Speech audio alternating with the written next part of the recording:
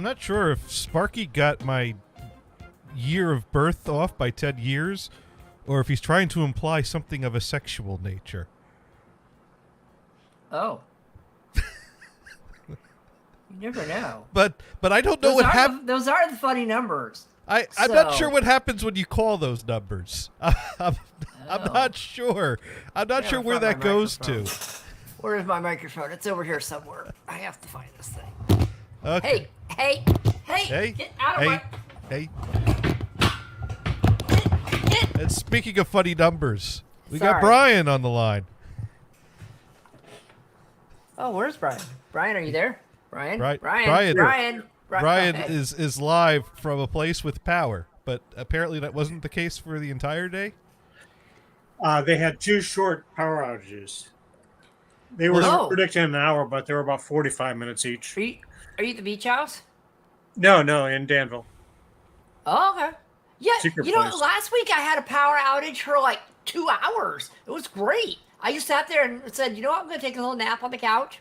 No power, what's there to do, right? So I took a little nap on the well, first of all, you know, power goes out. Oh my goodness, power goes out. So you walk outside and there's like 6 people out there going, do you have electricity? Do you have electricity? Do you have electricity? And everybody's like, no, we don't have electricity. And this is like 3 different languages going on. It's like, and I just walk out there. They go, do you have electricity? And I go like, no. And I just sit there and watched them for a little while. You should just say, you know, when I turn the lights on, everything looks the same to me. You know what? I wasn't going to say this. But I just sat there and just cracked out. I was just sitting there listening to these people in 3 different languages, and someone else comes out, oh my goodness, do you have electricity? Do I have electricity? What's going on? Blah, blah, blah, blah, blah, blah, blah. I'm like, this is my entertainment. I see. This is good. It's good to verify these things because when I first moved into the house, I was having some electrical issues, and at some point the power went out, and I thought that it was a problem with the house because I had a previous problem. So I'm calling like the guy that was not a licensed electrician that did the electric on the house. The teenager. And he was gonna, you know, come over and take a look at it, but you know, understanding this was not warranty work on the house. This was, you know, like I'll come look at it and bill you for my time. And then I noticed that there was a National Grid truck parked across the street from my. I'm like, oh no, never mind. Power's out in our neighborhood. Sorry for bothering you. Here's what gets me. Okay, so I got the text from. No, it was a call that I didn't answer last week from Pacific Gas and Electric. Yeah. Mm-hmm. And they laid out the plan of having 2 power outages, one in the morning, I guess to pull equipment, move things over. Yeah. This is a planned power outage. They're for equipment change, right? Okay. And then one in the afternoon to turn things back on, whatever. Okay. Yeah. We knew this a week in advance. Mm-hmm. You would think that Comcast knew about that and plan ahead. Nope, they were dumb shit, down and out for probably 2 or 3 hours. And then when that came on, I in fact they had texted that they were out of power, that they were dead. And I says, so with a planned power outage, y'all screwed up. You couldn't do anything, and you got the thing back on just before the second planned power outage. You fucking shit. Oh, I did use that language with them. Because I'm talking to a robot, and the robot responded like it had no idea what it was talking about. Please so define you fucking 1. shit. Well, if you want these texts to continue, press 1. If you don't, press 2. And then they come back and says, "Oh, is this the phone number to use?"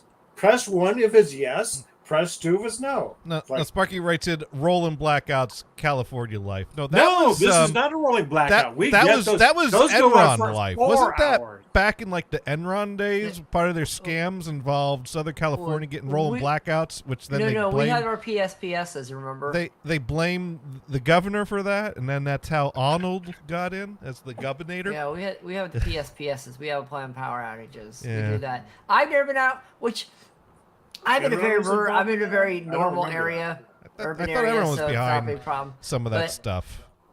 But yeah, it's and after my power went out, I get an email or I get a text, PG&E, your power's out. I'm like, okay, well, thank you. So at least they know about it. And then a couple minutes later, Comcast sends a text to me, your power's out. It should be Comcast should be back on They say your power should be back on approximately this time. I'm like, well, at least Comcast knows the time my power's going to be back on. Yeah. I didn't know PG&E didn't know, but Comcast knew. So I don't know. Interesting. I'd say, hey, whatever. If you both want to send me text messages, I don't care. You know, knock on wood, I've only had a like outage in this house once, and that was only for like an hour or so. And never on a Monday did you notice this. And yeah, but I remember one time it was the evening. It was like the evening after dinner, and the power goes out, and I'm like, what am I gonna do? I can't go to sleep because I can't turn the TV on, and it's too early for bed anyways. And Hey, Sparky, that's a great question. You know what I pay? You know what I pay for electricity? Nothing. goose egg. I have solar panels, and I've had them long enough that they've been totally paid off You generate enough credit to carry to end you- up with zero. Well, I do pay like $12 a month for connect fee.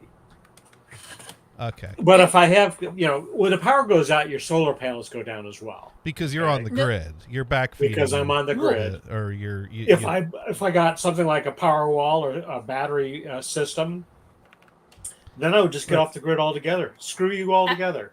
Right. Actually, it's kind of neat, Brian. My sister has this, right? She has the power wall 2 or 3 or whatever, whichever the newer one is, right? And she has solar powers.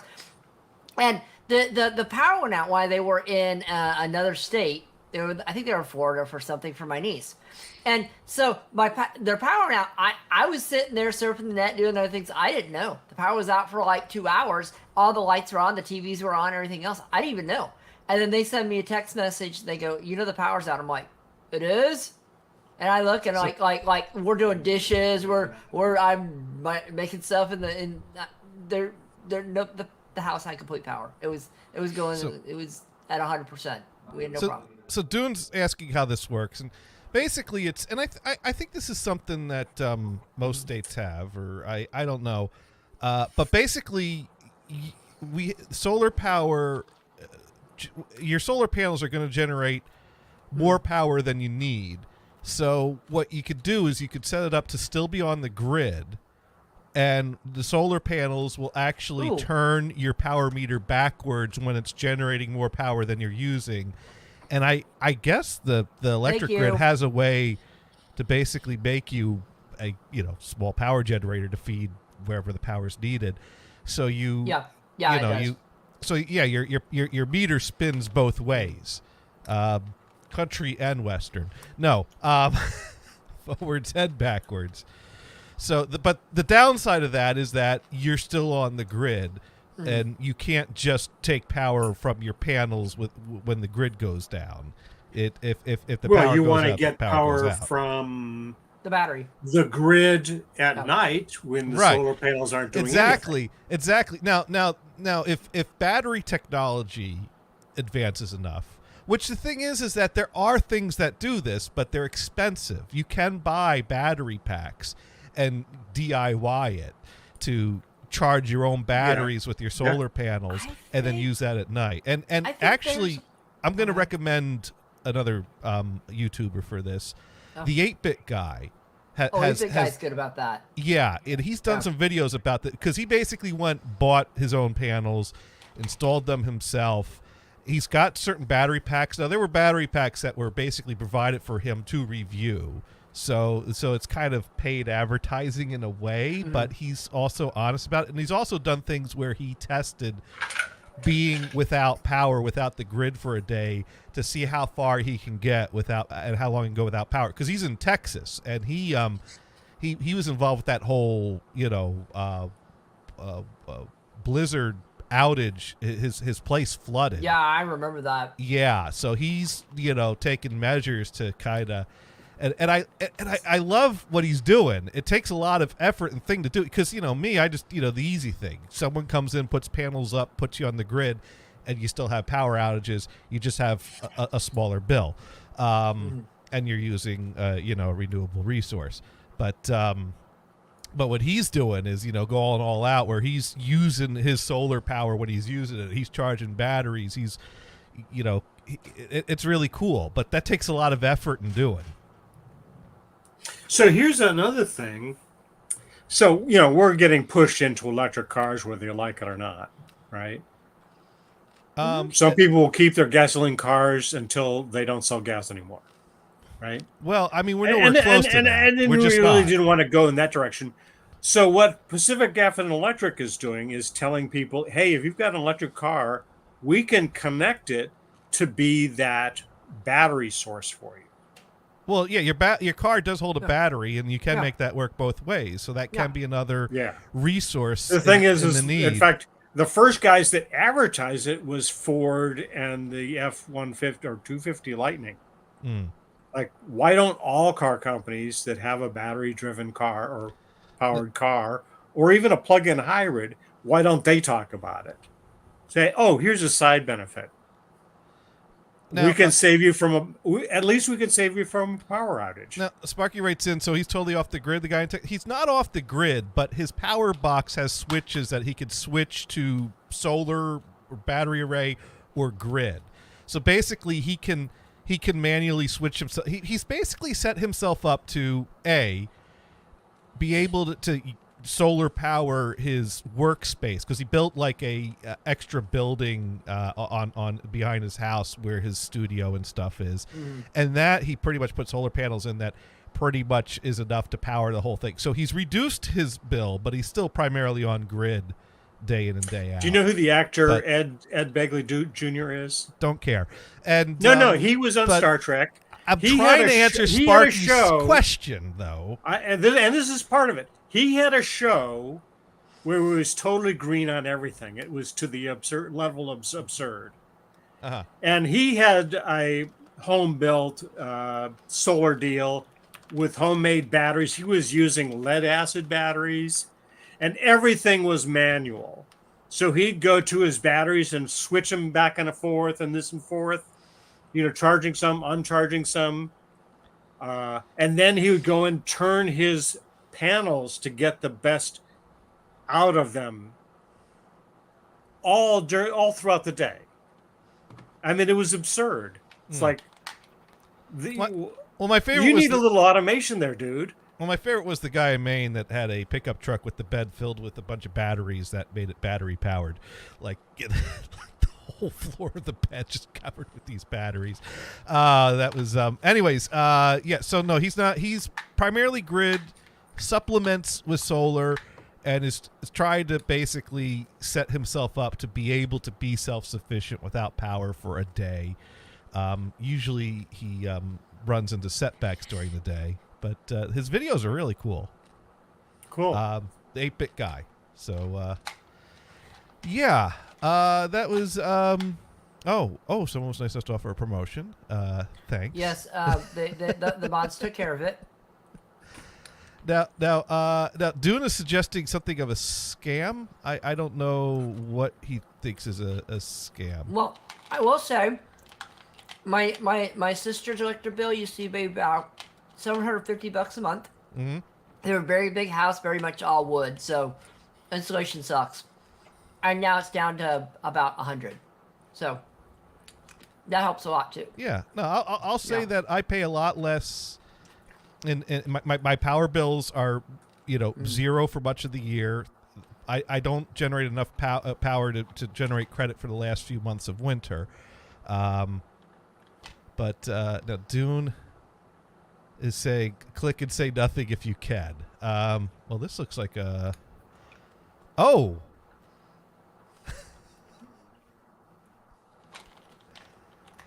Yeah, so I think we know what one of Sparky's tabs is open to. Is there a poll involved? No, there's no poll. But this is another one of these examples of you don't always have to face towards the camera. Sometimes streaming while facing with your back to the camera, including side, it can be a way to generate views. Oh, she's going for the sun screen. She's going for the sprayable variety. Got to keep those legs from burning. Yes. Yes. Would you need a little help getting the back there? Would you just? Oh, she's trying to hand me the can, to spray her can, but this is too distracting. Let's close that now. You could have just left it in a different tab, right? Well, yeah, but I'm trying to tell stories. I can't. And you think that I'm the big distraction?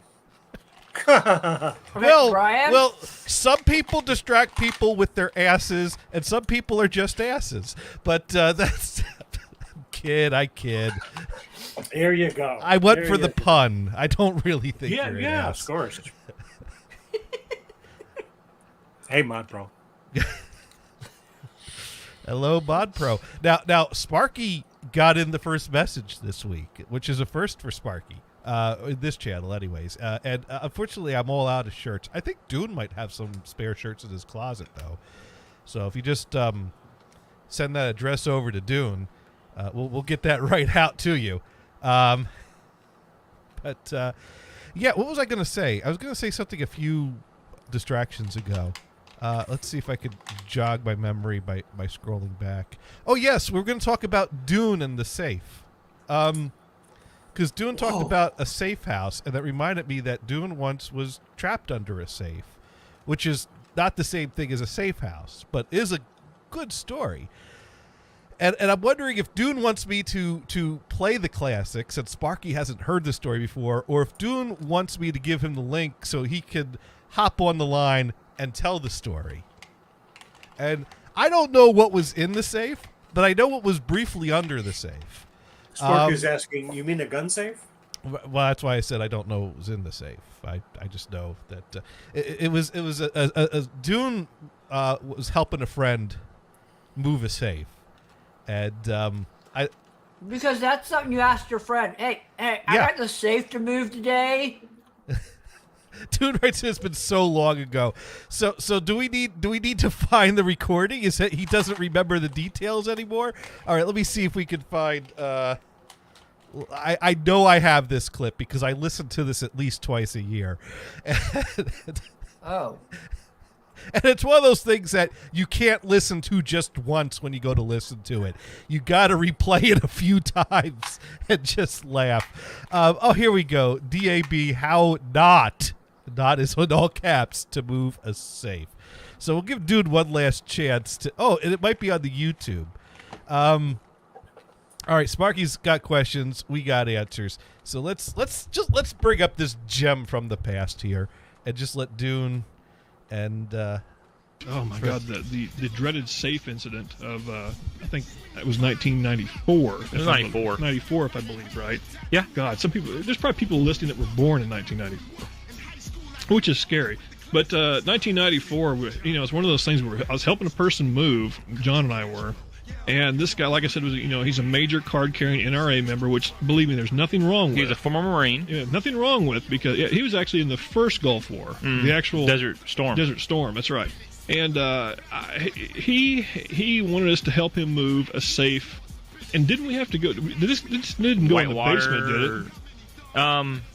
No, this was just into a back bedroom. Into a back bedroom, yeah. So what this is, this safe, like John said earlier, it's about the size of a double-door refrigerator. This thing is actually pretty big. Turned sideways, it would fit through the front door of a house. Right. Normal big front door of a house. Well, what happened is, and it's almost like a hey, watch this kind of moment. John and Jeff was his name, were on the outside. With the safe, we had a safe on a refrigerator dolly, I think it was. Mm-hmm. Excuse me.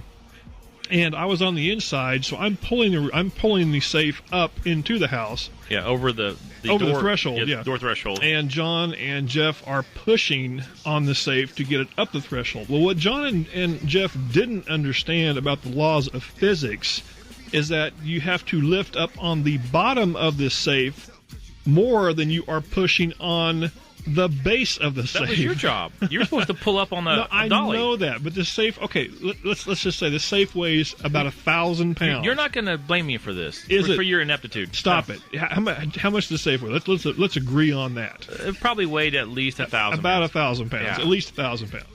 So what happens is these two guys are, they have one hand underneath the safe and they have one hand on the base, on the face of the safe, and they're pushing Into the house. Into the house. Well, the thing is, at the same time, while I'm pulling up, they are pushing down on this. So the safe hits that fancy point of no return. You know what I'm talking about? When it's like, oh my God, this safe is going to fall over, and there's nowhere for me to go.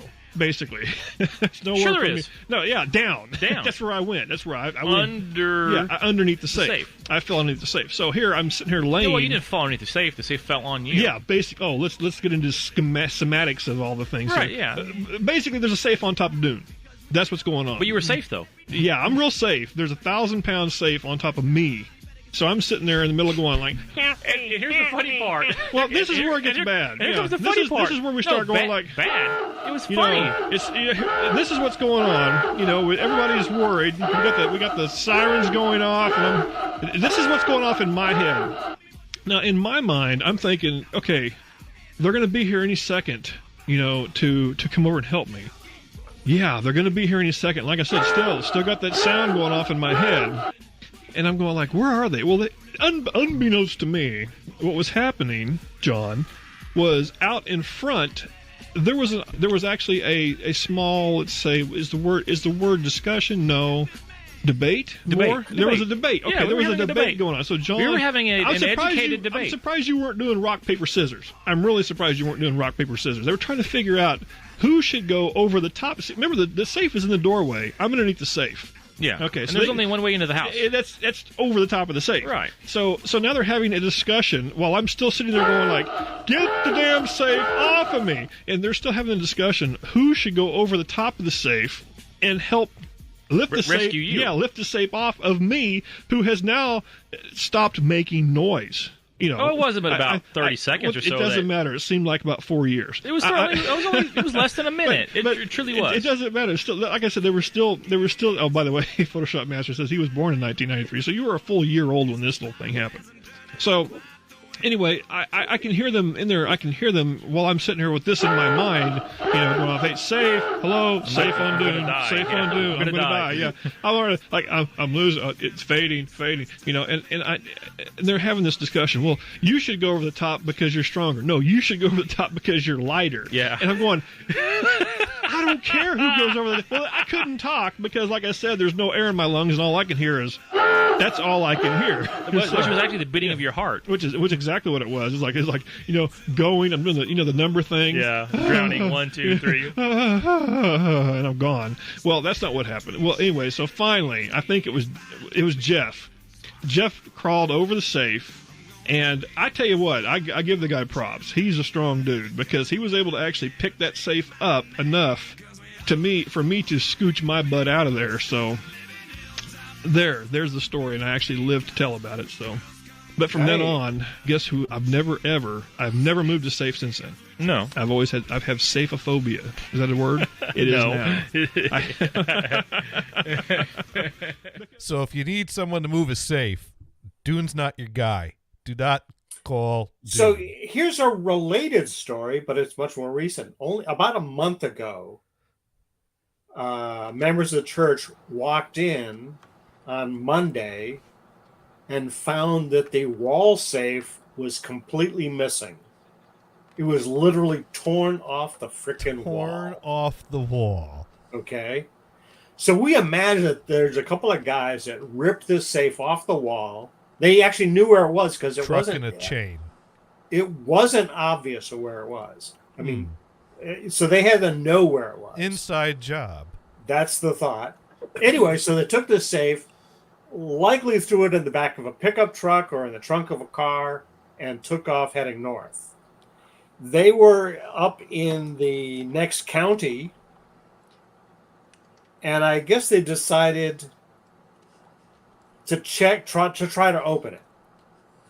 And they Okay. wrecked the front mechanism of it, Yeah, but step couldn't one, steal actually it. could not get into it. Ah. So they just dumped it on the side of the road and took off. Okay. The cops found the safe all banged up, figured out that it belonged to the church, and they called the church. Hey, are you guys missing a safe? It sounds like a stupid question to me. we got a big fucking Of course, hole. now the mechanism to open it properly is all messed up. So now this is turning into a professional job to get the damn safe so open again. I think they got a locksmith to open it. But so what are you going to do with what do you expect to find in a church safe? It's the offerings from Sunday, right? But it's mostly checks. What are you going to do with checks? Some people throw a $5 or a $20 in the basket. There might be a certain amount of cash in there. I don't know actually. Most people write a check and they stuff the envelope with it. Why are we still using checks? Actually, now the church display in front has a big old QR code, and the website has a QR code, so you can do it totally electronically.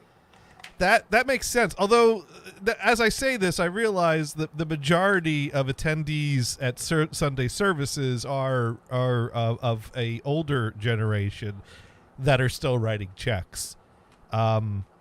Oh, sure. Pretty sure my dad always threw cash in the envelope, but yeah, I've done cash, but I thought, actually, if I write a check, I can track it better.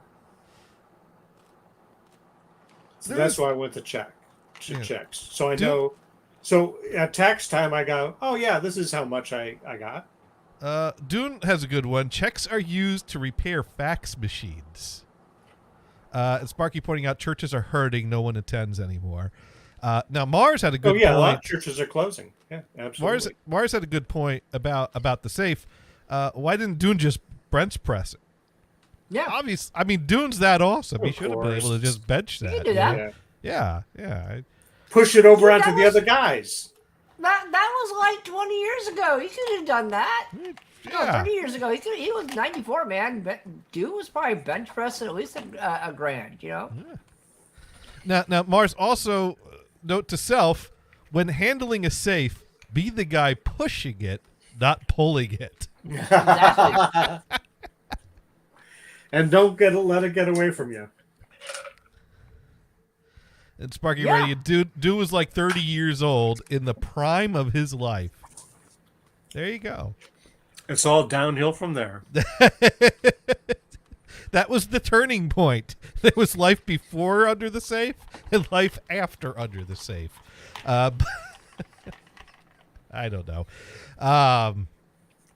Yeah, so anyways, Sparky commented a little bit on, I posted a little something over the weekend because my Masterwork receiver arrived, and so I opened it up to take a look at it. And I believe I shared a picture of this last week. And Wait, did you do a show last week? Or this weekend? I did a quick little stream. It was like a 5-minute stream. from the Oh, I basement. missed it. Yeah, it was really just a, hey, this came in, hey, I opened it up, and hey. Oh, I think I saw that. I saw that later in Yeah. an email that you were starting a stream. Right. I mean, the last thing I saw, you were on your way back from your thing. That's the last thing I saw on Twitter. So, Thing. on my way. his- Oh, the that's drunken right. Rampage or whatever, the birthday drunken. I don't know. Yeah, that's right. I have a coworker that was having a little birthday gathering, and so you know what, we could tell I that did too, story. dude. So Dune had the idea that I should tweet pictures of every drink that I took, and so I did, and so I'll go ahead now. I forgot to take a picture of beer number 1, but there was a beer number 1 which was a stout, so it was a dark beer. A beer number 2 was another stout. And here, I'll go ahead and just bring up my my Twitter feed here. So there we go. That's beer number 2, which we started at Trillium, which was kind of nearby where I work, and we had a few beers there. And then beer number 3 got something a little lighter, a little hoppier, And then we went to another place to have some wings because that's what the birthday friend wanted to do. He wanted to go to this place, get some. Now, the place was about like a 15 to 20-minute walk, but 6 of us were going, and we could get an Uber that could hold 6 people. So we Oh, that's Ubered all, over yeah. to the next place, the group of us that decided to. Because some people kind of came in, Is had a that few drinks. is that a cat? No, that's a napkin on the plate. I saw that pointy thing. I thought it was a cat ear. No. So anyways, yeah. I mean, there was a large. He was group. eating cat. Oh no, I don't think so. You know, not everyone that had beer at Trillium came for wings. So at this point, it was just a group of 6 of us eating a bunch of wings, drinking another beer, and we were there long enough to have a beer, a plate of wings, and then we all decided. And then it was time to do shots of tequila. And I'm like, I'm only doing 1 shot tonight because when multiple shots start happening, that's when. By the things way, get Twitter, bad. you might like LeVar Burton. Yeah, it does say that. Yeah, you don't follow him? No. No. Oh, I thought you were a Star Trek. Hey, by the way, speaking of Star Trek, So- where are you on playing every Star Trek episode in play order? We're still in Deep Space Nine and Voyager. Okay, that's cool. Yeah. Let's see. I mean, Deep Space Nine is we just watched the episode where Odo regains his shape shifting abilities from that. Oh, after baby they made him human. shifter. They made Right. him human. They right. made him human, but then they found that baby shapeshifter who was able to restore his shape shifting abilities as it died. Hashtag spoilers. Actually, H and I isn't to that level yet. Okay. We just saw the episode where they made him into a solid. Okay. Yeah. So, anyways, that was drink number 5 was the shot of tequila, and so at that point, we kind of some people just were headed home from that point. So a small group of us basically were walking towards Back Bay Station because that's where I was going to get my train home from. One of the other people that was with us, she needed to catch a train from Back Bay Station. There was a couple with us that they were walking back home towards that direction, but we'd split off at some point. And I said to Jim, "Hey, I have like another hour before my train arrives. I have time for another cocktail if you do." And he's like, "Yeah, sure, we'll see." So we walked. We stopped by a dispensary because some of the people in the group wanted to pick up something else to finish off their evening with. And so at that point, it was basically just me and the birthday guy. Just everyone else kind of went their own way, catch their train, go home. And so me and birthday guy, I'm like, hey, and it was getting to be like, I might have just enough time for a cocktail or I might miss this train. And it's like, we'll tell you what, we'll go get a cocktail. If I miss the train, we'll get another cocktail. So this is when I start drinking what Dune has classified as foo-foo drinks. So we might need to get some rulings here. So this here is an old-fashioned, which is bourbon, simple syrup, twist of orange, and I don't think you have to garnish a old-fashioned with a cherry, but generally bars get a little fancy and garnish it with a cherry. I just steal your cherry. You can have the rest. So I didn't ask for the cherry, and I don't put cherries on my old fashions. I just do the orange peel twist because you got to get those orange oils in there. Oh, and bitters, of course. So, but Dune is insisting that I had foo-foo drinks, and so sure enough, there was not enough time for a cocktail and to catch the next train. So we stuck around for a second old fashioned. Dune is asking good wings. Oh yeah, they were great. After the shot of tequila, those wings were great. Well, no, the tequila was after the wings. Oh, okay. So, anyways, yeah. So that was 7 drinks. So I not enough to have me down for the count the next day, but I woke up feeling a little under the weather and keeping hydrated. So I was, it was. So all in I all, have it a was question, Gators. See, this Yes. was what night again? I forget. March This was 13th. Wednesday? No, day of the week. last Wednesday. No, Wednesday. Midweek, a school night. Damn. So So, guys, my question is: this is a big question. Okay. Laptop or not? My laptop made it home. That's important. Because, mind you, there was a group of 6 of us that went to get wings, which meant I had 5 people that kept on reminding me, make sure you don't leave your laptop behind, Good. dumbass. Good. So what's the ruling on an old-fashioned, Brian? That's not a foo-foo drink. That's a man's drink, right? Not that only men can drink old-fashioned. Bourbon makes it sound. It's better. a bourbon drink. You know, I've never had an old fashioned, so You like I bourbon? don't think I could judge. Oh, I drink bourbon, sure. Yeah.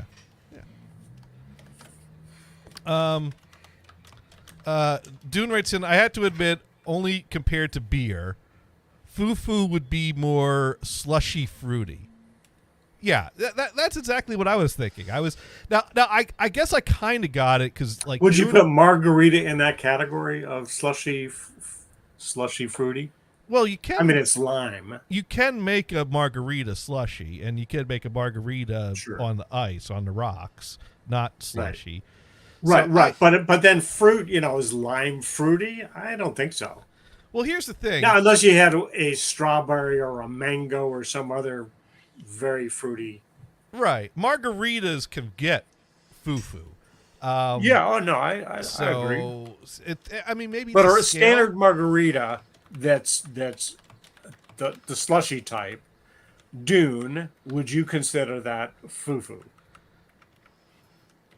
That's it. Now, Mars drinks coffee. Dune, With what in it? Black, sir?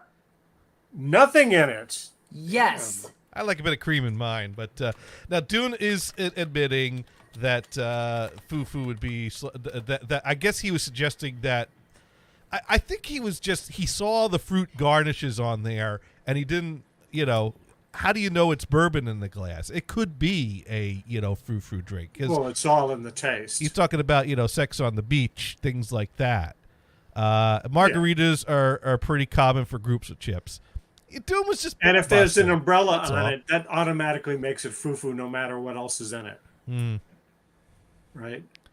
So I mean, Dune a goes, Mai Tai. I'll have a Mai Tai once in a while. So And Dune's that's a just foo-foo going, drink. yes, that was it. Basically, he saw the drinks with the fruity garnishes. It was like, I don't know. foo-foo. Are Mai Tais frou-frou drinks? They have 2 different types of rum in them.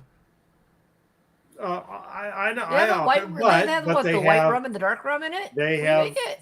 Yeah, but they have all kinds of fruity shit in it. Well, there was a what was it? Pineapple, mango. Depends on how you make it, yeah. There was a Kids in the Hall sketch that was about a guy that got hooked on. I think they were calling them chick drinks in the sketch.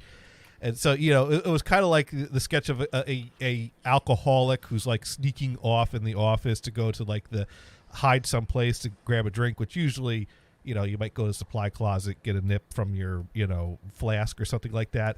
But this guy, like, he's like, I need paper clips. It goes off to the supply closet. You hear like the sound of like a blender going. He's there, like, the breaking ice open a shaker. coconut. He's got pineapple. He's chopping up, and he's, Jesus. because he's addicted to the frou-frou drinks, to quote Dune. So It's fine. It's fine. yeah, it makes me think of that. It's healthier. You're not going to get your scurvy with your drink now. That's good. So yeah, it was a fun night. Exactly. It was a fun night. It was a good night. It was and then the So last. even would you consider a screwdriver? Just orange juice and vodka, a foo-foo drink, frou-frou. Probably not. I don't know. But then again, I don't know. I don't care. And Dune was just busting my balls. I don't think he has much serious thought about that. Hey, Dune, good job. But I caught my train, made it home, and Great. yeah, fun was had by all. And Thursday was a fun day. Yeah, it was. Well, here's the thing.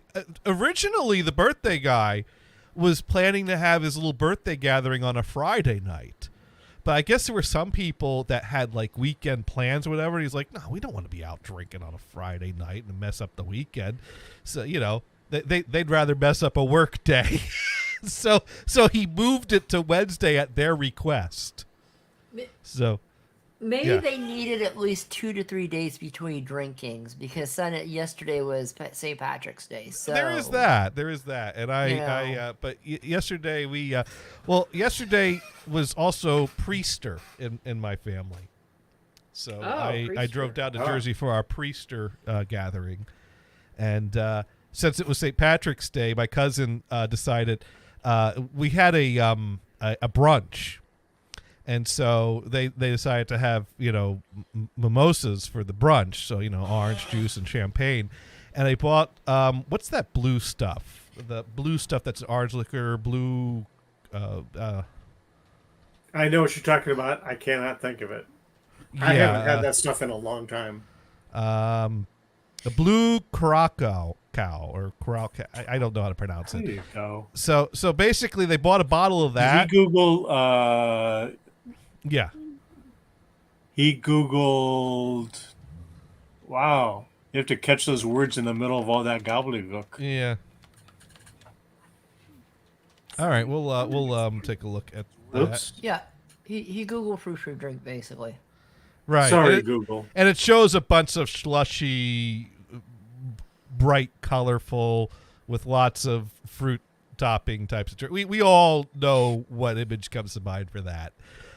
So back to the blue Krakow or Krakow. Well, you doing the blue Krakow now, huh? Yeah, well, basically adding a few drops of that to the mimosas to turn them green for St. Patrick's Day is what we did. Oh, okay. You didn't drink right out of the bottle then. No. Oh. And I only had like one early on when I was there because I also had to drive home. So, Oh. And this Yeah, you you were were down. just Were you with the down in New Jersey? yeah. Oh, okay. Yeah, at this point, I could do the round trip in a day. It only took me 3.5 hours each way. Wow. Yeah. See, to me, I have gone to Monterey and back in a day, and that's about 2 Yeah. hours. Yeah. That's Each way? 2 hours each way, Right. and that's more than enough. Depends on traffic, but yeah, about 2.5 hours. Yeah. I mean, if it's one of those things where I wouldn't mind finding a way to be settled in New Jersey so I could be closer to these family gatherings. But I'm able to make it work. And knock on wood, the car is, it's got a new alternator and it works great. So Cool. there is Now, that. did you get rid of the old car yet? Yes, that is hence the stream title. What? Brian, It would says you like 50% to? more parking. I was looking. What does that mean? 50% 50% more more parking? parking all Oh, that year. makes sense. That now. means now I have room for 2 guests to park in my driveway Hot instead of damn, just party one at guest to Ga- park at in my Gator's driveway. house. My driveway can squeeze 3 cars into it now. Well, it could always squeeze 3 cars into it. It's just that So one so spot was last permanently week, taken. while we were talking about how to get rid of a car, Yeah. I went to DuckDuckGo, which won't track what you're doing, right? Except for that they were. And let me tell you how. Because I pulled up Cars for Kids. No, stop putting that in our heads, Brian. And, okay, so I pulled that up. No. And then I closed it. And guess what? On a different device, I was on Facebook. I never use Facebook here. Started to get ads for Cars for Kid. Like, oh shit, man! How do you get rid of that crap? So here's what happened. If you remember 40 last cars? There you go. if you can recall, last week where we left it at was the clunkerjunker.com, which is what I use to get a ballpark for when calling up the guy that left the note on the windshield, had offered me $460 with a button to accept it. And I should have pushed that button. Oh, I wish I pushed that button. You should have pushed that button, Gators. Because I call the guy up, and when I offer the guy $400, giving him a deal, because like, hey, you're local. Sure. You left a handwritten note on my car. That Not 400, thinking that a button would be actually easier. right? And the guy starts haggling, and I'm like, and I explained him the site. And he's like, text me the information. We'll talk after I'm at work. So I texted him information. He never called me back. So I'm like, fuck this guy. I'm going to do what I should have done 2 days ago. So 2 days later, I pushed the button. And the button, well, I clicked the link in the email, which takes me to the site, which refreshes. In 2 days, the offer went from $460 to $380. Yeah, you lost $1. So, I should probably bring up the appropriate sound for that. From $460 to $380. And I'm like, and there's part of me that's like, $380 still more than what that guy was going to pay me on the phone, and I was going to, so I'm up $80 there, because I was like saying, $300 make it disappear. But so okay, but it bothers me that in 2 days, $80 just disappeared from this offer. Watch him click it. It's $600 now. So I'm not even going. You're not even gonna try. But part of me was like, should I wait? Should I wait and see if scrap goes up? Should I hold on to the car longer and watch and it's like, who wants to get into that game? But I'm like, let me, see if there's other sites. And sure enough, there's a lot of other sites that will offer cash for a clunker. And every other site that I went to offered less. One site was offering me $250. Another one was offering me like $325. Oh, what's that site? Is it Carmack? Is it Carmack that Carmack.com or something? Sparky Wright said you should have signed it under a different name. I don't think it went down because, like, hey, he waited, we can lower our price. In fact, I found the opposite effect happen, because since I shopped around at other sites, one of the sites started blowing up my phone. And I'm just like ignoring them because they had a lower price than $380. So I accepted once I found that $380 was the highest number out there, I just figured bad timing. The price of scrap dropped in those 2 days. I could either, monitor this on a daily basis and wait for scrap to go up, or I could just take the $380 cash and be done with it. Is it really worth putting effort into? Remind us here a second. What year was that car? 2003. 2003. Hey, Marge, guess what? CarMax would not even look at it. Really? No. They want cars where they just clean up and throw back out there to sell. Yeah, this is a junker. I don't think we'll take anything over than 10 years old. This is for the scrappers or the junkers or the people to part them the guys out, that are willing to take it apart. Right. Now, they might buy a car from you, but they'll just turn around and sell it to a scrapper. Right. So, but I don't know about out of the I had a Mustang that was my dad's, and I sold it through them. I said, I can't remember how, $5,000 or something like that.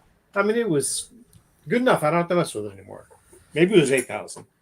Here's the thing. I think Sparky's suggesting that because I was on the site and I came back 2 days later, that that it was a negotiating trick. Like, you came back, well, we got leverage. I don't think that was it. I think simply the price of scrap dropped that much in 2 days, because, like I said, I went and I price shopped on different sites, and they make you put in your phone number. I should have put in a fake number, but also if they gave me a higher number, I would have dealt with them. So I was putting my number in on different sites, and this one site, they kept calling me, and that car is gone. It's like they offer me like $320, and I'm like, screw you. And I accepted the $380, and they called me up and they said, will you be home on Monday? And I said, sure. Like, all right, someone's going to call you an hour before they're going to come pick it up on Monday, and we'll bring cash. Great, thanks. See you then. Bye. Boom. And then so when my phone rings, I send it to voicemail, and they leave a voicemail message. Hey, we're calling about the 2003 Taurus. Please call us back right away.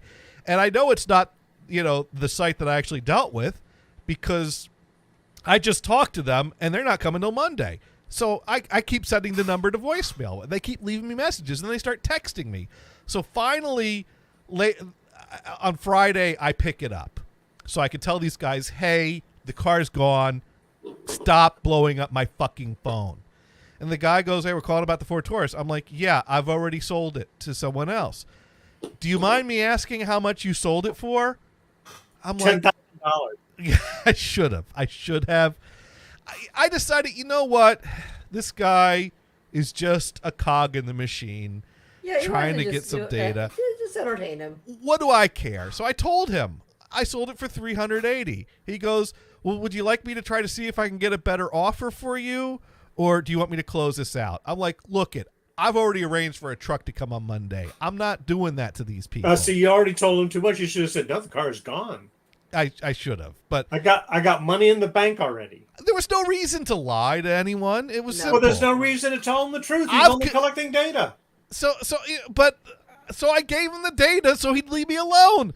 And he's like, do you want me to see if I can get Give a him better false offer? data, and he leaves you Heck, alone. heck, he was offering to try to get me a better offer, which would have meant, telling a tow truck on Monday to screw off. That, was which would have, but I'm not going to do that. So I'm like, thank you, but no, just close it out. Okay.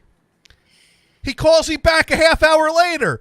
He's like, I got a better offer. Do you want to hear it? I'm like, no. Thank Thank someone you. else is. Yeah. It's sold. It's a done deal. So he's actually not buying it to scrap it himself. No, he was a He's headhunter buying it to consultant, push it on yeah. other scrappers. Yeah. No, yeah. no. OX64 writes in, OMG, the dead alternator battery car is no. The car I used to jump the dead alternator car is So- gone. But you weren't using that car so much as Right. using it to jump the other Now car. that car also had a dead battery problem because it had a power draw, but I fixed the power draw issue by putting a solar trickle charger on it. Of course, by the time I did that, the transmission was dead. So it started right up. So the So solar Gators- trigger charger burned out your transmission? No, the transmission was burnt out. But I found that out after I fixed the battery issue by getting it charged and putting So a are solar you using the trickle trickle charger. charger on this other car? No, I'm that not you still using have? it now. No, if you keep charging a battery that doesn't need to be charged, that's not good for the battery. If it's a good trickle charger, it knows whether it needs to be charged or not and I not do it. My dad doesn't put trickle chargers on cars that don't need them. But I Yeah, have a but he trickle uses charger. his if cars I- all the time, and you don't. the car I have now, I do use all the time. So no, I'm not putting. When the did you trickle last charger drive on. your car off the lot? Out of that one parking spot you have. What the car I still have? Yeah. Every week. Weekly then. I go grocery shopping every week. I run errands sometimes on weekends. I drove it to Jersey yesterday and back. Well, that's an exception. I drive this. I you drive don't go to every- Jersey you don't even- just about every weekend in the summer. This car gets miles on it, sir. Okay. All right. I'm just checking on you. That's all. Good. So hold on to this trickle charger for when Yeah, you're not using it. That's all. I Like don't in the have work. any problems with this car, but now I know if I am going to park a car for long term. Yeah, but I should didn't you put a just trickle replace the charger. battery? Yes, brand new fresh battery. So Gators, I have a question for you. Okay. Did you take out the cool stereo that was in the other car before you sold it? Oh shit! You forgot. There wasn't. Well, there wasn't really a cool radio in there. There wasn't? How about well- speakers? They were stock. How about amp? No, the amp. I had an amp in there when I moved to Oakland. Oakland doesn't. You don't own car amps in Oakland. You just rent them, and then at some point they disappear. And the Sometimes lease. the amp disappears and sometimes it doesn't. So yeah. Oh, So- by the way, so- we were talking about insurance ID cards, right? Yeah. We were. So I just got some insurance ID Which cards. I could update how that works. But go ahead. I got insurance ID cards just the other week. I put one in my wife's car. Make sure to take all the other crap out that. Oh, so here's what you got to do. So this card is not good yet. So I have to keep the old one in the car because the cop will say, yeah, but this isn't even valid yet. Right. You have to have the valid one on. So you have to have both of them in there, right? Right. Anyway, so I go through my wife's car because actually I updated her registration at the same time. She had a pile. Take of like out the 10 of old them, registration. right? Oh, I got to leave the old registration there that hasn't expired yet Right. because the new one registration isn't valid yet. So I've got 4 cards, but then I get the old ID card and old registration that are long gone. Take it out of that car. I go to my car with the new card, and I check to see. Okay, so let me take out the old ones. I got something from 2019. Yeah. I don't need that anymore. Pull out some other ones that are all expired. Holy crap, not only do I not have a current valid ID card, I do not have a current registration that I should have put in there 6 months ago. So I'm at home panicking, figuring out where the hell is it. So I go into the files. There's the envelope. There's the ID card and the registration. And of course, the ID card is about to expire, but I got those into the car, and now I'm good and legal. There you go. Why Well- do we go through this? Yeah, usually when I get the new one, I just throw it on top of the pile in the like folio thing that the instruction manual comes in. In the car. And right, and at some point you just have just a big wad of papers in there because you don't take the old ones out. You just keep adding to the file that's in the glove Well, box. of here's the car. thing. I imagined if I did get pulled over in my car, I'd pull out the big wad. I'd go through, oh, no, that one's expired. New one's on Sorry. top. That one's expired. That one's expired. And go through the whole list and go, crap, I don't have one that's valid. Now, here's the funny part. I did put the sticker on the car back in October. Well, that helps. So why didn't I get the paperwork into the car? Maybe I because have it was ahead no of time. idea. You were like, "Oh, this doesn't go into effect for another 2 weeks." I'll Yeah, but I usually leave the pairs, the matching pair, the old one that's still valid and the new one that's not quite valid yet. You know what? I always do that. You know what, I Brian? just miss that step. I know why you didn't put it in the car. Why? You're a dumbass. You're a dumbass. You're grade A, number one, bona fide, first class. You're a dumbass. That's why. And guess what? That deserves a crown. The dumbass crowd. Should I deface the Burger King property? Oh, by the way, our Burger King had closed Closed. for renovation, and the only reason why you thought that, well, maybe Burger King will be back after the renovation, this was a major deal. They replaced the roof. They actually raised the roof, so it's much taller. The rough. I have no idea why. I haven't been back into it yet. But also, the drive-through now has 2 lanes coming in that funnel into one. No! Like most McDonald's. No. Why would they do that? I don't know. But anyway, so anyway, in this whole process, you kind of go, is the Burger King coming back? Well, they left the old sales stickers in the window. So that was a pretty good sign that they're coming back. Yeah, And in fact, yeah. they did, and they're open again. Okay, very good.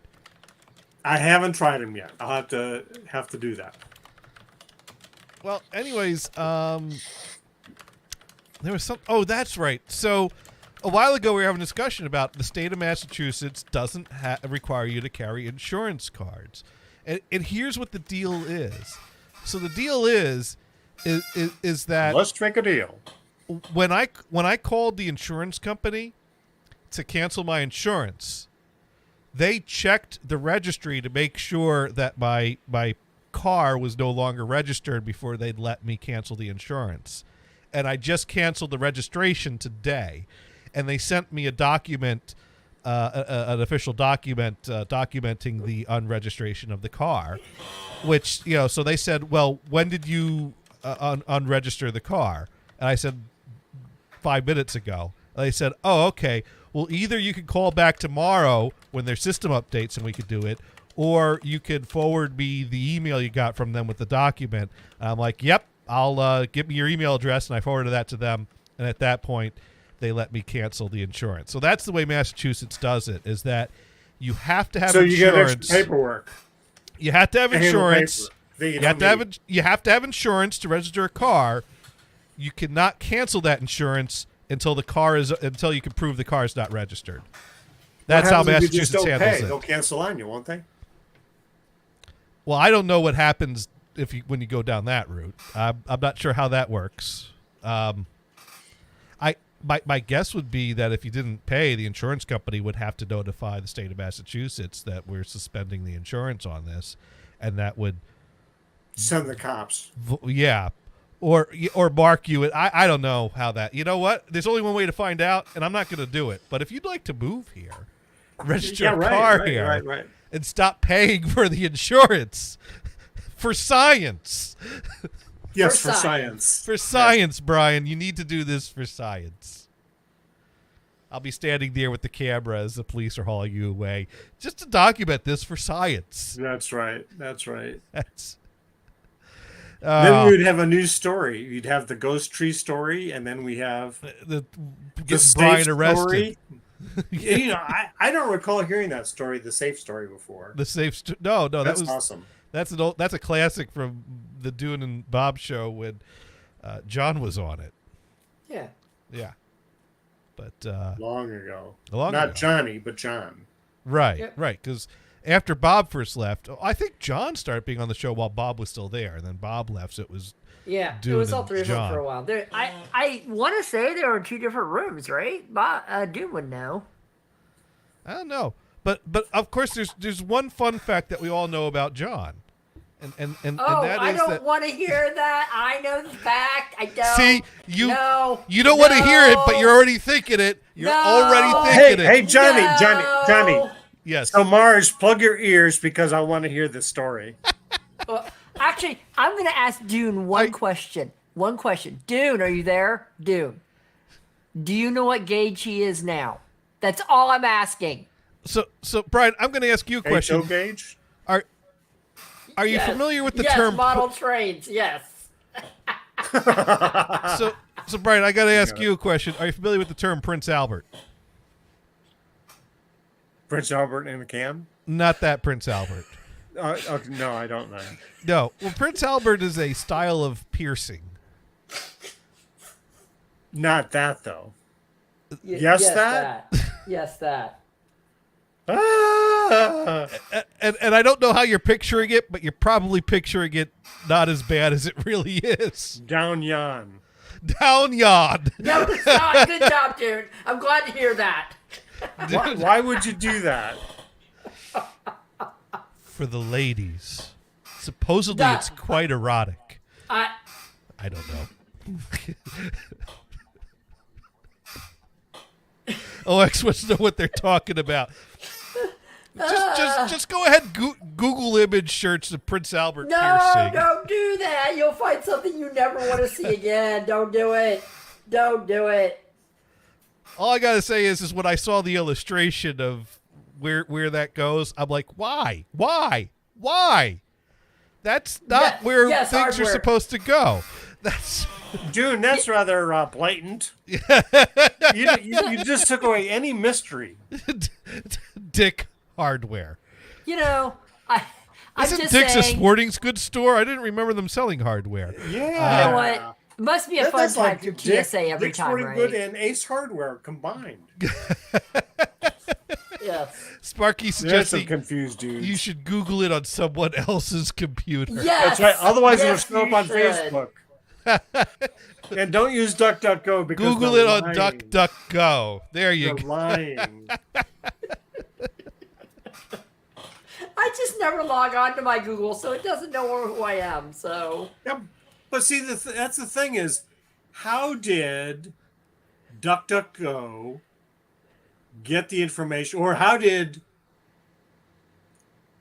Cars for Kids figure out who I am and make the connection between my notebook and my device? Brian, were you logged into Google at any time? No, I was using DuckDuckGo. Well, I mean, did Did you have check your email at any time while using DuckDuckGo? No. No. Well, did I did you have your- may have that night before the show Okay. pulled into DuckDuckGo to get. Pulled into Google email, Gmail, directly because I have a link, and to get the magic code to log in. I don't know. There might be cookies. A lot of people think that phones are spying on us with their microphones. Everyone insists they're not. But there have been Sure. every now and then you get a really weird one that you're like, the only explanation I have is the damn microphone on my phone. I mean, if I wanted to, you could always do the whole thing. Hey Siri, what's the time? And everybody on the stream will their phone will go off or something. It's So what you're thinking is there's a cookie on both machines, and it could be the Gmail email address, yeah, probably Gmail did it. and because I do have Gmail. It tied it to your external IP address, and it sees it because all the traffic on your network goes to the same external IP. So This is true. There is that. That could happen. I don't know. You're the computer programmer. I didn't program that though. That would be evil. Cookies, Wookiees, and Nookies. And yeah, that's what it is right there. Oh, that's great. Yeah. That's 100%, man. So anyways, going back to Sparky's comments at the top of the show was that I had purchased this receiver on eBay that is a very, very close to what my first quad receiver was. Oh, is it a quad receiver? Yeah, it's a quad receiver. Well, here's the thing. What kind of receiver is it? I'm sorry, I didn't hear the brand name. Masterwork. Master. Okay.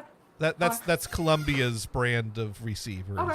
Was Masterwork, and so it looked almost exact. The front of it looks almost exactly like my first quad receiver, except that my first quad receiver had a separate slider for a left-right balance and a front-back balance. This receiver was a model later where they replaced those with a fun little joystick. And then the other thing is that the one that I had a turntable in the top of it. This one has no turntable, just a flat surface and more shallow. And it was described as, the sound fizzling out. Now, in my testing, I haven't gotten the sound to fizzle out. It's working pretty good, actually. Then bonus, right? Right, but I did want to recap it just to be sure. Yeah. And now Sparky is suggesting that I should just leave it on running for a few hours before it could be the speakers are bad, it could be something else. And I guess that's a way to go too. Here's the thing, if you get an antique radio from the 50s or a TV from the 50s on the workbench, the general rule of thumb is don't even plug it in. At the very least, replace all the electrolytic and paper capacitors in there as a starting point, and then plug it in on a Variac and start testing things. Did you open it up? Is there any burnt smells at all in it? Probably No, not, no burnt right? smells. Yeah. So, but the point is that capacitors are aging, and capacitors they're not all going to go, but Any some of them bulging? are No going to start bulging to at be all? weak. Some of them are going to start to leak. So I think even receivers from the 70s are getting to that point that if you really want to rely on a receiver from the 70s as a daily driver, it's probably not a bad idea to get a list of capacitors together and just do the whole thing.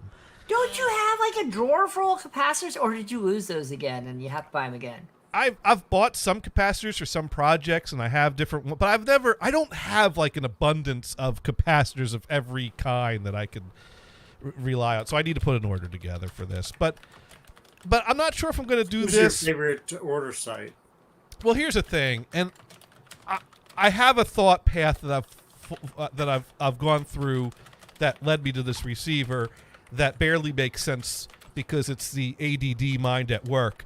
And if I try to explain it, Brian's going to interrupt it so much that no one's going to be able to follow any of my thoughts. I'll put myself on mute. How about that?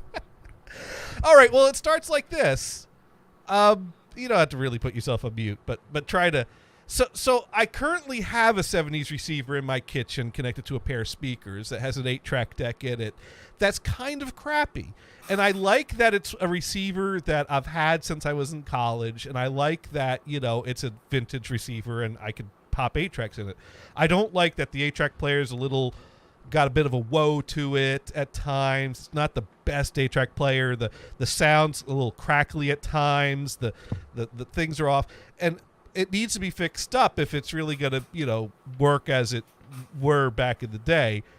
But it's not something I care that much about. It was not my receiver. It was Gothard's receiver, and it was basically a junk receiver he bought to fiddle around with a few 8-tracks in college while we were having fun with that. So now, did it do that at the beginning, or did it just get those later on, you think?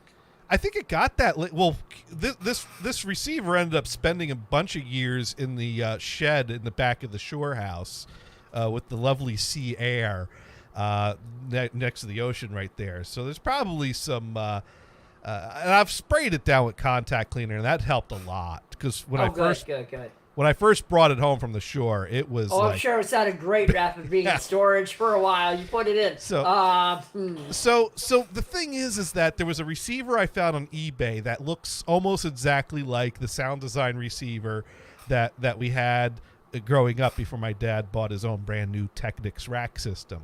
And did you take that one from me yet? No, my dad still uses the big rack Technics sound system.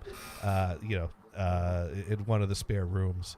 So, but the Sound Design system got handed down to me. So that was my first 8-track player I owned. That was my third turntable. So I loved that receiver. And of course, eventually that receiver got tossed at some point because I moved. My grandparents gave me a receiver because that turntable developed a problem. And so that receiver went in the basement at some point. My dad doesn't hold on to things like I do. So I found a Sound Design receiver almost like it on eBay. Except for old cars. Yeah, that. Well, even that, he'll eventually junk a car that needs to be junked. The daily drivers, but point taken.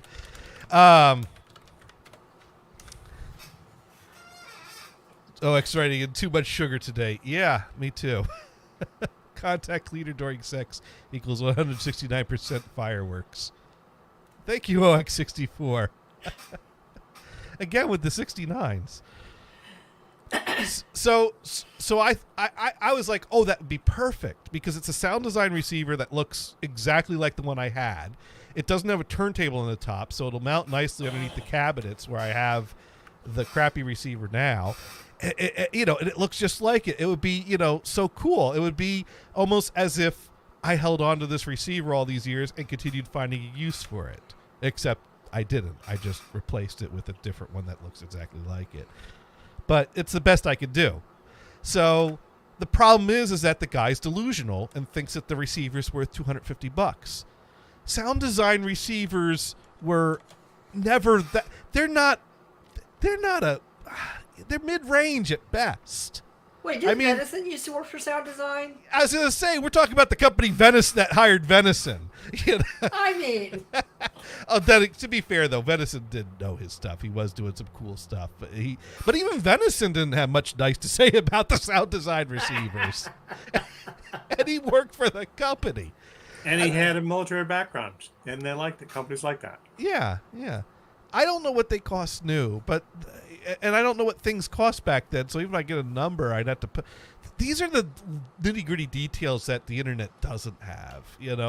Heck, I can't even get a listing of model numbers and features. So many companies have sold so many different models of things that someone really has to care to track that down. I don't know. Maybe there's old store ordering catalogs someone could dig up somewhere. I know when I tried to look up information about different models of Zenith TVs through the 40s and 50s, there was just not a complete listing.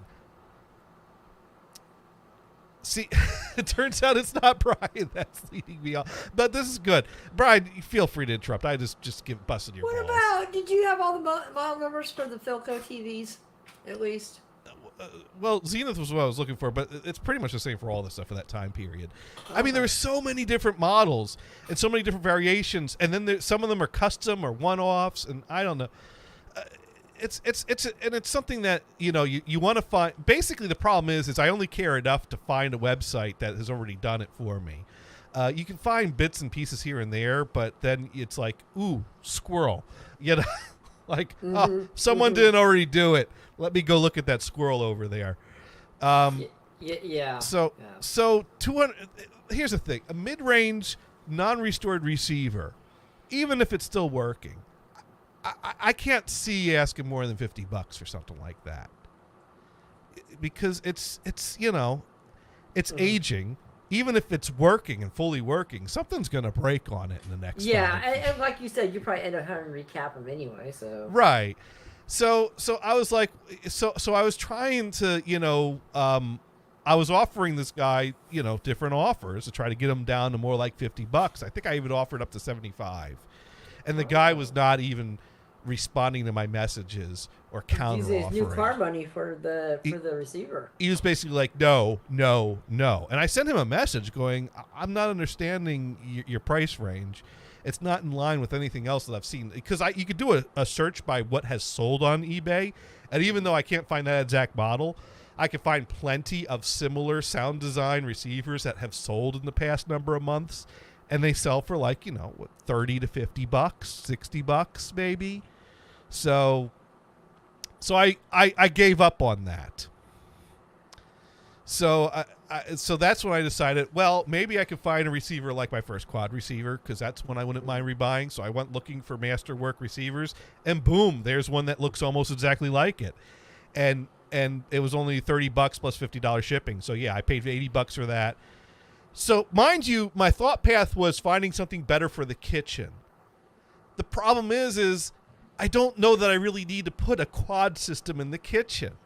I don't. Oh, wait. Did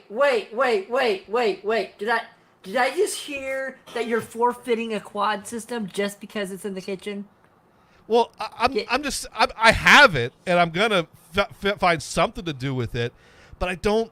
Like, I could put 4 speakers in the kitchen, run some wires around, and put but it's like the kitchen's just like a short little kind of. It's there's not a sweet spot in there. When I'm listening to music in the kitchen, I'm walking around.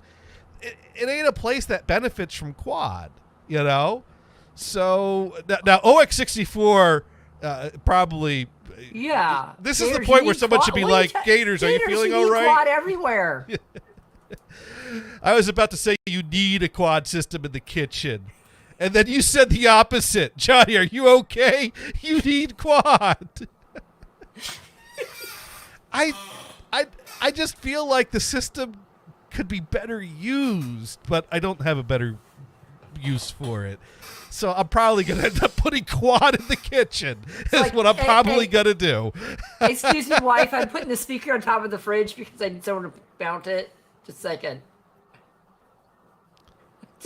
Now, OX64 writes in, if I could figure out how to decode quad or 8 or 10 channel Atmos, and I just can't figure it out. Well, listening to Atmos generally requires having a Atmos receiver. However, there is a software that will decode Atmos rips, and you can select if you want to decode it to 5.1, 7.1. Or, because Atmos is a 7.1 bed with other objects that can be panned around an area, so it's not tied to one. Because you got your heights channels, right? As well that and so there is a software that you can select what type of a stationary channel mix you want to extract the rip to, because you can rip Atmos Blu-rays using. Oh, what is that software that rips Blu-rays now? I think Gators, if you say Vegas Studio, I'm gonna punch you. I'm just saying, Vegas Studio will not do that. No, Make MKV will Does rip. it do Atmos? Well, it'll include the Atmos The already done track. Yeah. I mean, the MKV file will have the Atmos still encoded in there, and then but you're not encoding it yourself. It's already right. It's just ripping out the encoded soundtrack along with the video that content it goes to into an MKV container, and of course you can extract things from MKV containers using Audio Muxer, but you're still extracting out encoded Atmos in a I think M4A file or something like that. Yeah. But there's a software out there called Music Media Helper. They're on version 7 now, which also comes with MMH Atmos Helper. And that's where you can take your Atmos encoded thing and select what type of a speaker layout you want to extract it to, and it will extract it to a multi-channel FLAC, I believe, or a multi-channel wave, I think. And Music Media Help for 7. I believe that's a project that one of my, one of the guys that hangs out in the Quad forums actually develops and updates periodically. So I don't know how widespread that software is, but it is available to download and install. I think I have a copy of Music Match, but not the other one. Sparky writes in, if Johnny had a kid, why did I get the feeling he would name it Atmos? That's his next cat. Well, I was, there was a period of time, I tried to bring a cat home once. Uh-huh. Well, here's the weird thing. Sometimes you think that you have retroactive permission. Oh. Because growing up, we were forbidden from owning a cat because my dad is very allergic to cats. Cannot be around a cat. Eyes watering, sneezing, just a miserable. We just shave your cat and then you'll be fine, right? Yeah, that's how it works. Have you ever tried shaving a cat, sir? No, but I saw a Periscope feed where a lady was trimming her cat with hair trimmers, and it was 2 streams, and it was the most hilarious thing I've ever watched in my entire life. Now, meanwhile, just breaking news here: Brian found 2 girls, 1 cup in his garage. Wow. What, does his 2 wives know? Who do you think used the cups? Wow, I'm impressed. Yeah. Now, Brian, you're gonna want to spray some Febreze in that garage. It's gonna smell. Just to let you know. Where is it? Somewhere I have the soundtrack. Somewhere I have. I'm wondering why that wasn't right on your board, honestly. I haven't used it in so long it got dropped off the board. You used to have it there. I used to have it. It's been too long since I've used the 2 girls, 1 cup theme. Venice is not around. There we go. That's a venison thing. There it is. There it is. There we go. We're just giving everyone nightmares now. You can unmute Brian and tell us about your measuring cups. Yeah, Brian, this is perfect background music for your measuring cups. And a developing tank. Oh. Come on, Brian, tell us about your cups. Dude. Okay, Warhawk. How does the one chopstick work? I gotta wonder. Brian, what's up? Are you not, seriously, unmute. He doesn't. Oh, actually, you were right. So what if Twitch detects the song and thinks you're showing the video?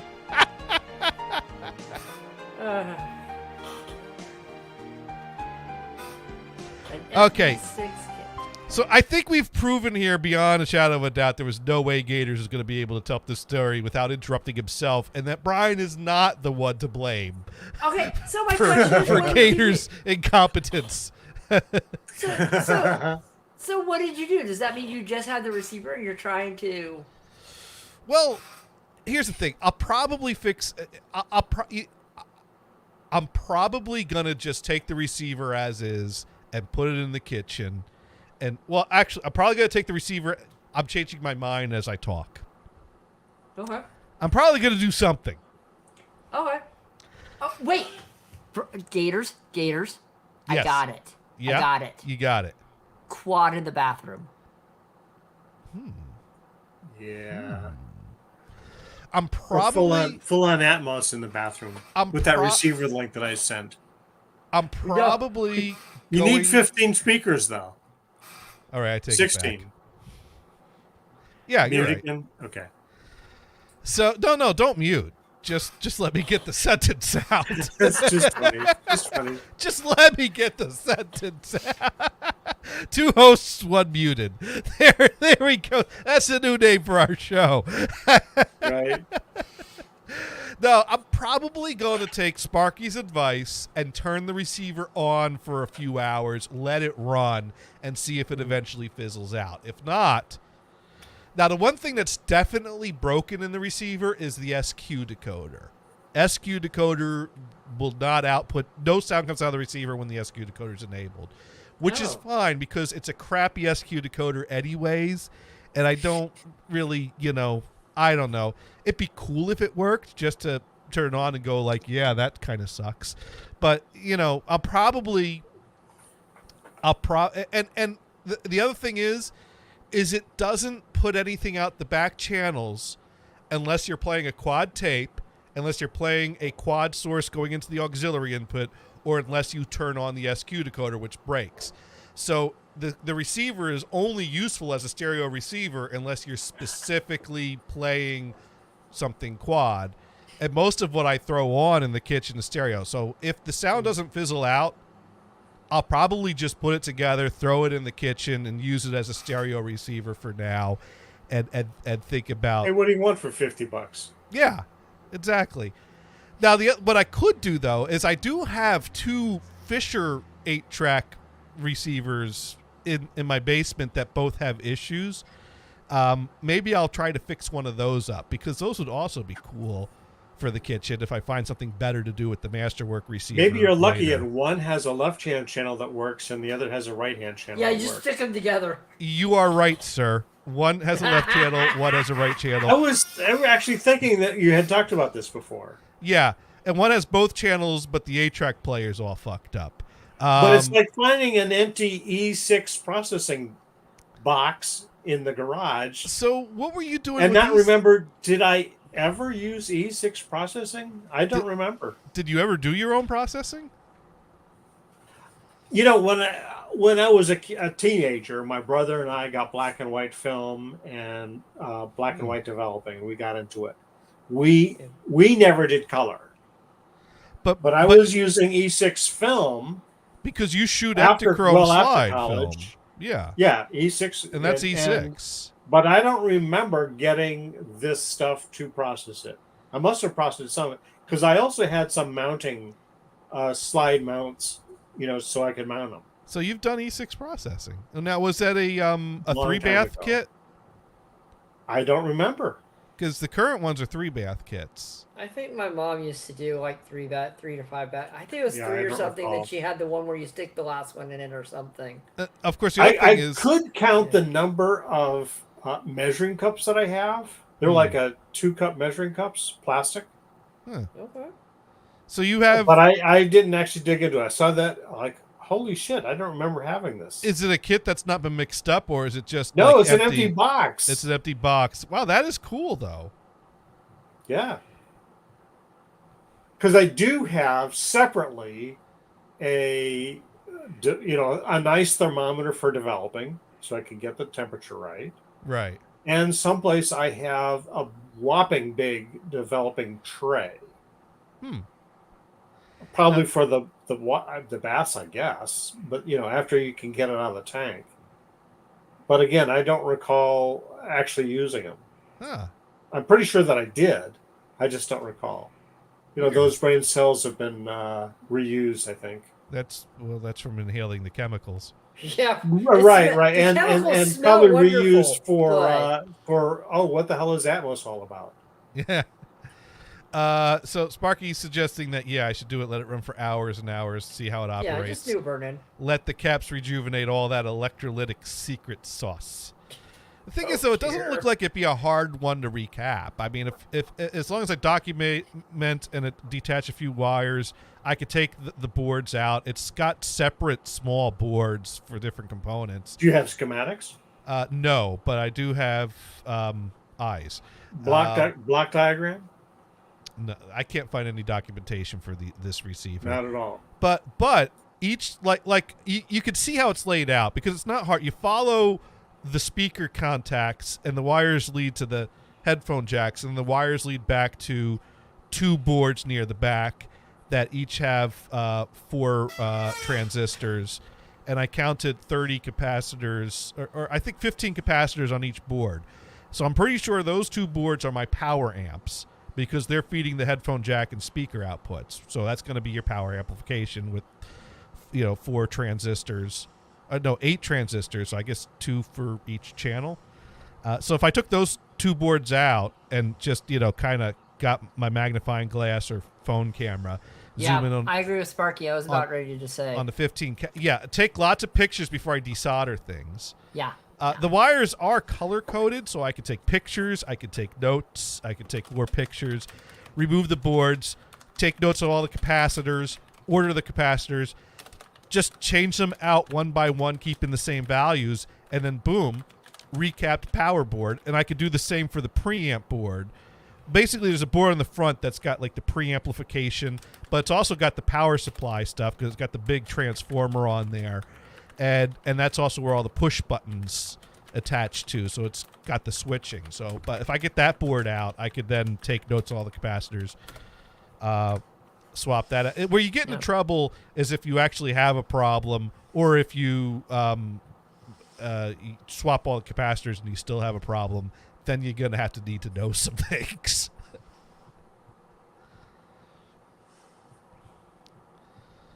Mars is looking for a small receiver for 2 small speakers with optical in, maybe Bluetooth, but not necessary. If possible, not. Optical's becoming dated, but it is good if you're only doing stereo. Yeah, the only reason is this TV. I'm hooking it to a TV. The speakers of the TV are dying, basically. But it's only got optical into it, or optical into it, and not anything else. So the TV has optical out, you mean? Optical out. Everything. This is one of those. This is a Toshiba television. This is one of the speakers were like the big part of that TV. Like it has. Oh, okay. It has optical on it, that the optical out, but it also has composite. It has VGA in with a 3.5 in because it was meant to be on a computer monitor. This thing's from like 2005, I think it is. It's a 720p TV. The TV part works fine. The speakers are starting to hum, and I have decent little speakers I want to hook to it. I just optical cable is only for stereo? What? Optical cable is only for stereo? No, not you true. can do 7.1 with optical. Optical cable is only for will only do uncompressed stereo. It'll transmit compressed surround like Dolby Digital, DTS. Yeah. But modern formats have moved beyond that to like Dolby True HD or DTS-X or Dolby Atmos, and those require more data than optical or coaxial digital can carry. Right. So as far as modern surround formats, optical is obsolete. I'm just doing stereo. I just have 2 small stereos. This is for the bedroom. So I'm not. Yeah. Well, you know what you could buy? You could buy a little optical to RCA adapter box. Of course, it requires being powered, so now you got another plug outlet being taken up. I just want to. And these speakers. I don't know. We'll see what I'm gonna do. Because the thing that is really good is if you're just looking for a little stereo amp, there are those little mini amps that you can buy like on Amazon for pretty cheap. I just don't know which ones are good because some people say some heat up and some don't, and I just don't want tons and tons of heat. But because it's gonna be on all the time, I just don't want to ever turn it off. I don't see a reason. Let me tell. I did some research because I bought 2 different kinds that look very similar, and I found that there are articles online that compare them. So let me see if I can remember. I'm too lazy to check the AVS forums for them. So well, Steve Guttenberg did a video about one of them, and the one that Steve Guttenberg ended up preferring was the Kinter K2020A+. but I don't Is it believe cheap? that has. What's that? Is it cheap? It's $35. That is cheap. I'll take that. Does it? Is it okay? It doesn't have optical in or Bluetooth Oh, in. see, I went It's- optical. it's- That's probably the problem. but It's just basically Yeah. just a headphone jack or RCA input and speaker Yeah. contact. It's a very small stripped down box. Okay. So yeah, if you paired that with an optical to RCA adapter, of course now you're getting a little clunky with two boxes, but it's a tiny little amp that is good for what it is.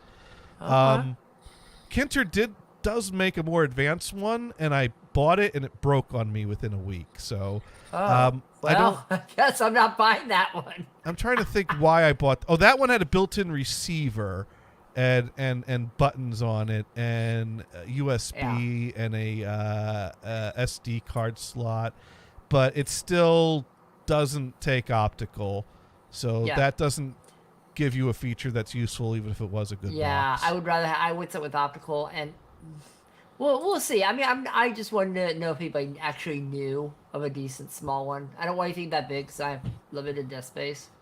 So, Yeah, I don't. and I don't need to turn it up 8,000%. I'm like maybe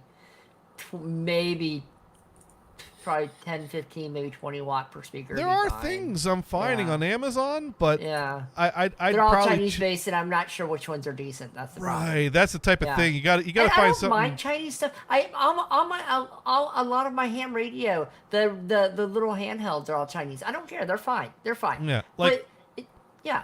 Go ahead. Like there's a Fakmogu M6 mini Bluetooth digital amplifier, 100 watt times 2 Wait, channel. what do you do to Mogu?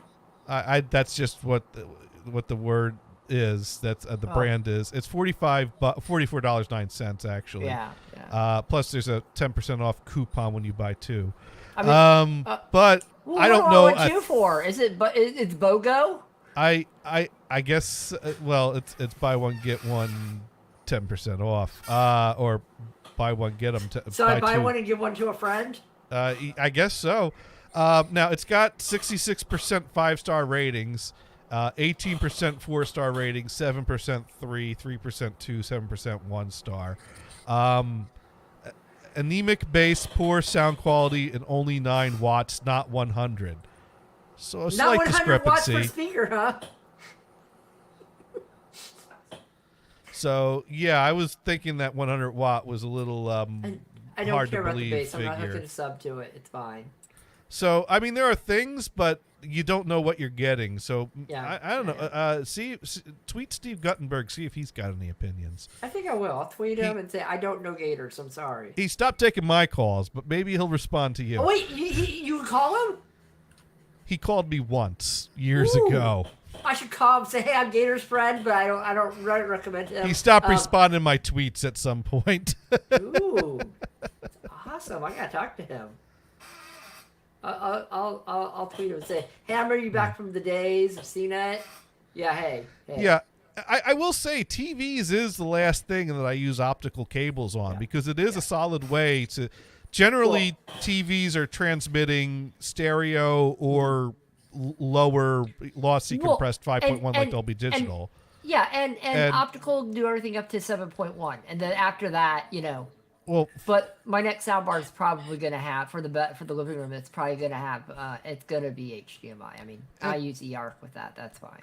and the optical will get you. Not only will it be perfectly adequate to get your stereo and lossy surround from TV transmissions, but also is not subject to interference from any type of signals because it's literally passing light over the cable. Well, and the way my entertainment center is in the living room, there's hardly any interference in anything because I have some ham radio stuff down there. I have to have it as clean as I can. I mean, I've told this there's one before. Faraday beads on everything. I've told this one before, and I'll tell it again. One of my, working at Walmart, there was a section of pegboards that had home theater cabling, which is the type of stuff that like Best Buy might sell. We didn't sell much of it because if you're at Walmart, you're looking You're not for buying Monster at Walmart. yeah, you're not buying Monster, and this wasn't Monster, but I think it might have been like RCA branded or something like that. And it was the type that had like the gold connectors. I have a couple of those. I bought those at Walgreens. and gold connected, cables that transmit electricity, it makes sense that it's, the metal makes a difference in the contact and the conductiveness.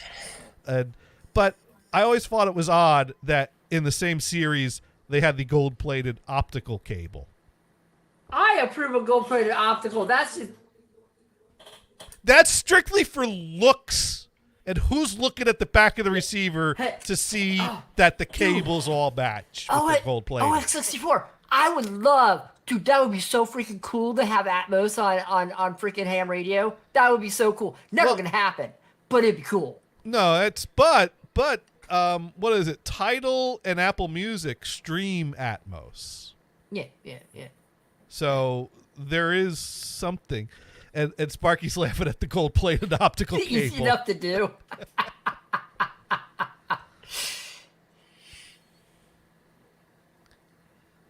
There we go. Make our own. Well, Make our own there are protocol. protocols, and X64. They are working on 16. Was it 16 kilobit? They're on 8 right now. They're talking the new version of Asterisk is going to be able to let you do 16. Well, actually, it's a pre. It's been out for a while, but they're going to stick that in some of the ham VoIP stuff. So that should be interesting. Oh, pardon me. So yeah, so I guess this weekend I don't even have to do it this weekend. I could on Thursday, because I'm going to be going into the office tomorrow and Wednesday. Nice. Thursday, I could wake up, put on pants, go in the basement, turn on the receiver, come upstairs, work for a few hours, go in the basement, see if there's still sound coming out of the receiver in the basement. Or I guess I could bring the receiver up here, find a spot on the floor, and connect some wires to my speakers here and just throw on some tapes. There you go.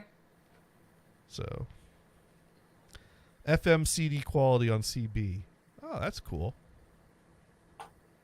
Sparky writes, Oh, put on and put pants. on pants. Yeah, when I wake up, I put on pants. That's or I get a shower and then put on pants. Well, dude did a 5-hit without pants on Saturday. So He did. that's what he said. He And I says, missed I it. took my pants off. I'm like, okay. Well, hey, there is that. There you is. don't judge. You let the 5-hit do what the 5-hit's going to do. I mean, there's an order of procedures that happen in the morning. They don't always happen at the same time, but they always happen in the same order. Because before I take my pants off, I flip the lid down on the webcam. No, So that way, when I start working in the morning, if I start working before pants go on, and I accidentally turn on the camera when taking a call, I have that extra level of security to ensure that there is no pantsless gators on the Teams call. But yeah, when you work from home, pants are optional. Yeah. Well, I well- usually wear sweats, but, pants are very optional. I have done this show without pants. Shorts, but no pants. Yeah. Yeah. Yeah. No, I generally, I wake up, and if I'm going to get I wake up, I check my email, get a shower, get the coffee on, get on pants, flip the lid up on the camera. Belly button only. Okay. Now, Brian, he's got retired life, so pants are just optional every day. Are right? you, I hear Brian's more busy now that he's retired than when he was working. That's what I hear. Is that true? No, Right. not really. No? I do a lot of sweatpants around the house. There you Yeah, go. I wear sweats a lot, actually. I wear sweats all the time until it gets warm. Then I wear shorts. Well, I'm wearing sweats right now, so. Yeah, same here. Yeah. And since I had to go out and move around cars and things like that today, I have socks on. Socks. Ooh. I usually have socks on. I usually go barefoot. Oh. Cam's away from the belly button, he means. Ah.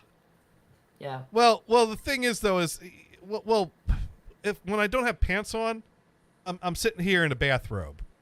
Ain't no Oh. one want to see that. Nobody wants to see that. No one wants to see that. Your cats even stay away. Yeah. Well, it depends. Oh. If they want food, they'll deal with pantsless gators.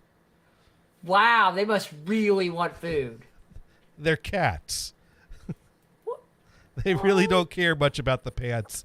It's all about the food. You know what? Your cats don't wear pants anyway. Yeah, they don't. You're right, they don't. Wow. The life of an animal and just walk around nude all the time. Just walk around without pants. As if, Okay. with all the confidence as if they were wearing pants. Well, they got fur instead. Well, they do. They do. Sometimes. Yeah, but the fur don't cover everything. No, they do not cover everything. Long hair cat's pretty covered, but It depends if it's male or female. no, there's no dangly bits here. No, we don't. You don't deal with the danglies. No. You do. You Now don't. there are wanna wake people up that with- like to hang like a little gem from the cat's tail to cover the I don't do that. Oh, you don't want a cat tea bag in the morning when you wake up, right? Let me Google that. No, not that. But no, the they call it. I forget what they call it. I have this now. Okay, here's what to laugh at. It's called Twinkle Tush.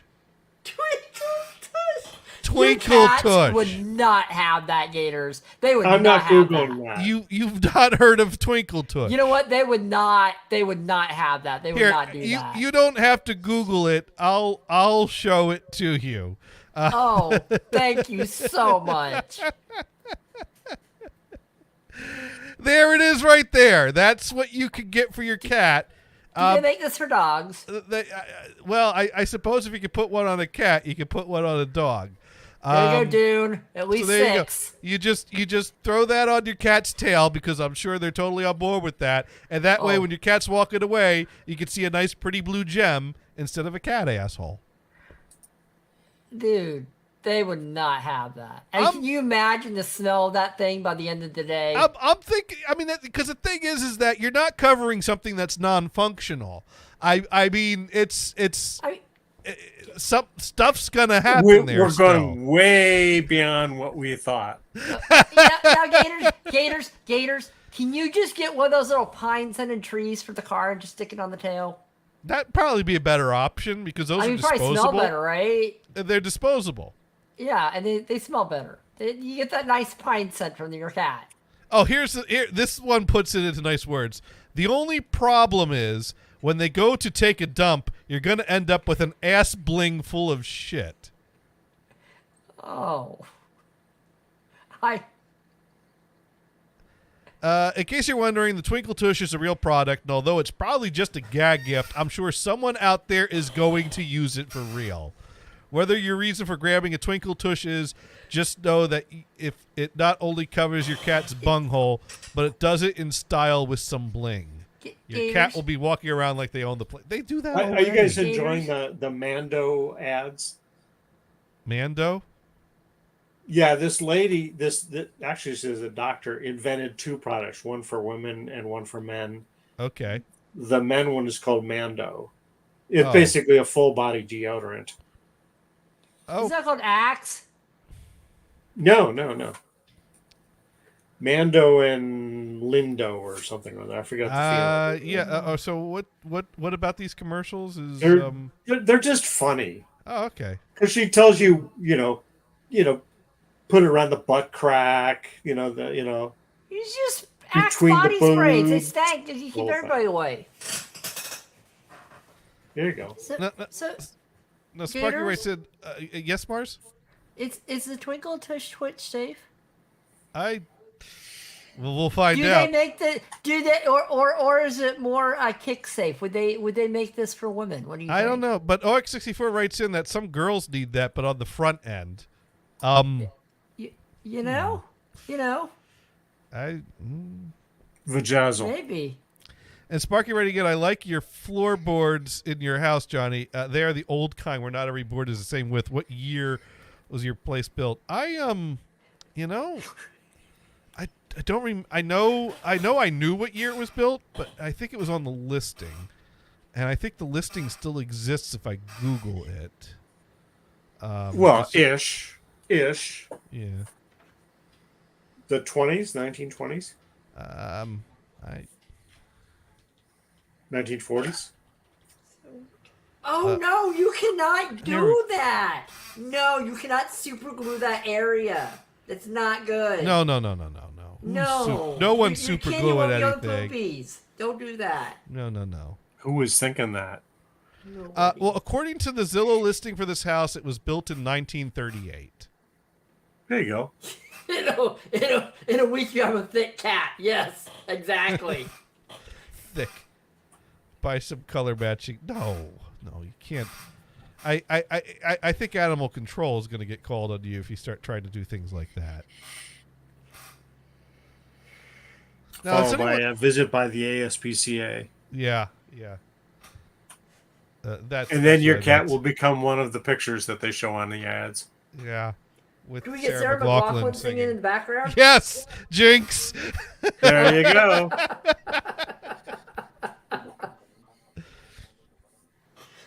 So in 14 years, this house will be 100 years old. Yeah, Alexis, yeah. you've already.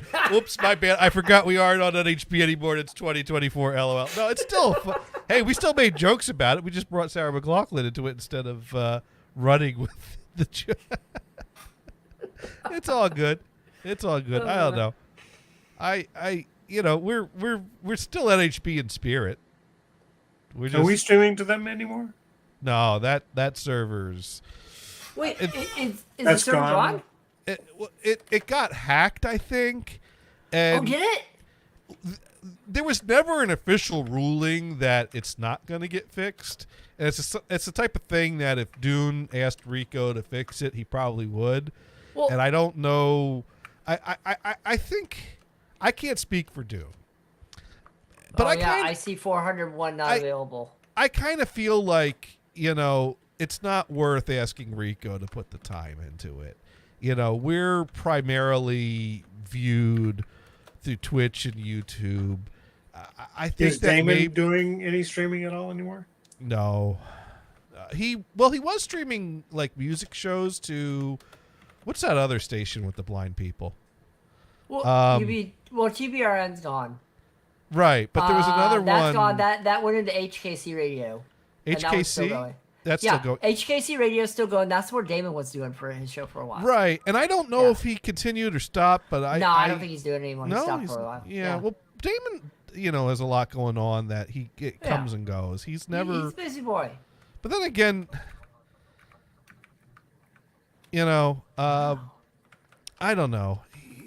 Damon is, even when I was on the station, Damon would kind of burn out. Damon's and streaming has always been a into it, burn out. But then again, the thing is that, and I've said this many times, when it comes to streaming, I've been very lucky that I have been able to go through different periods of having good people that are fun to stream with.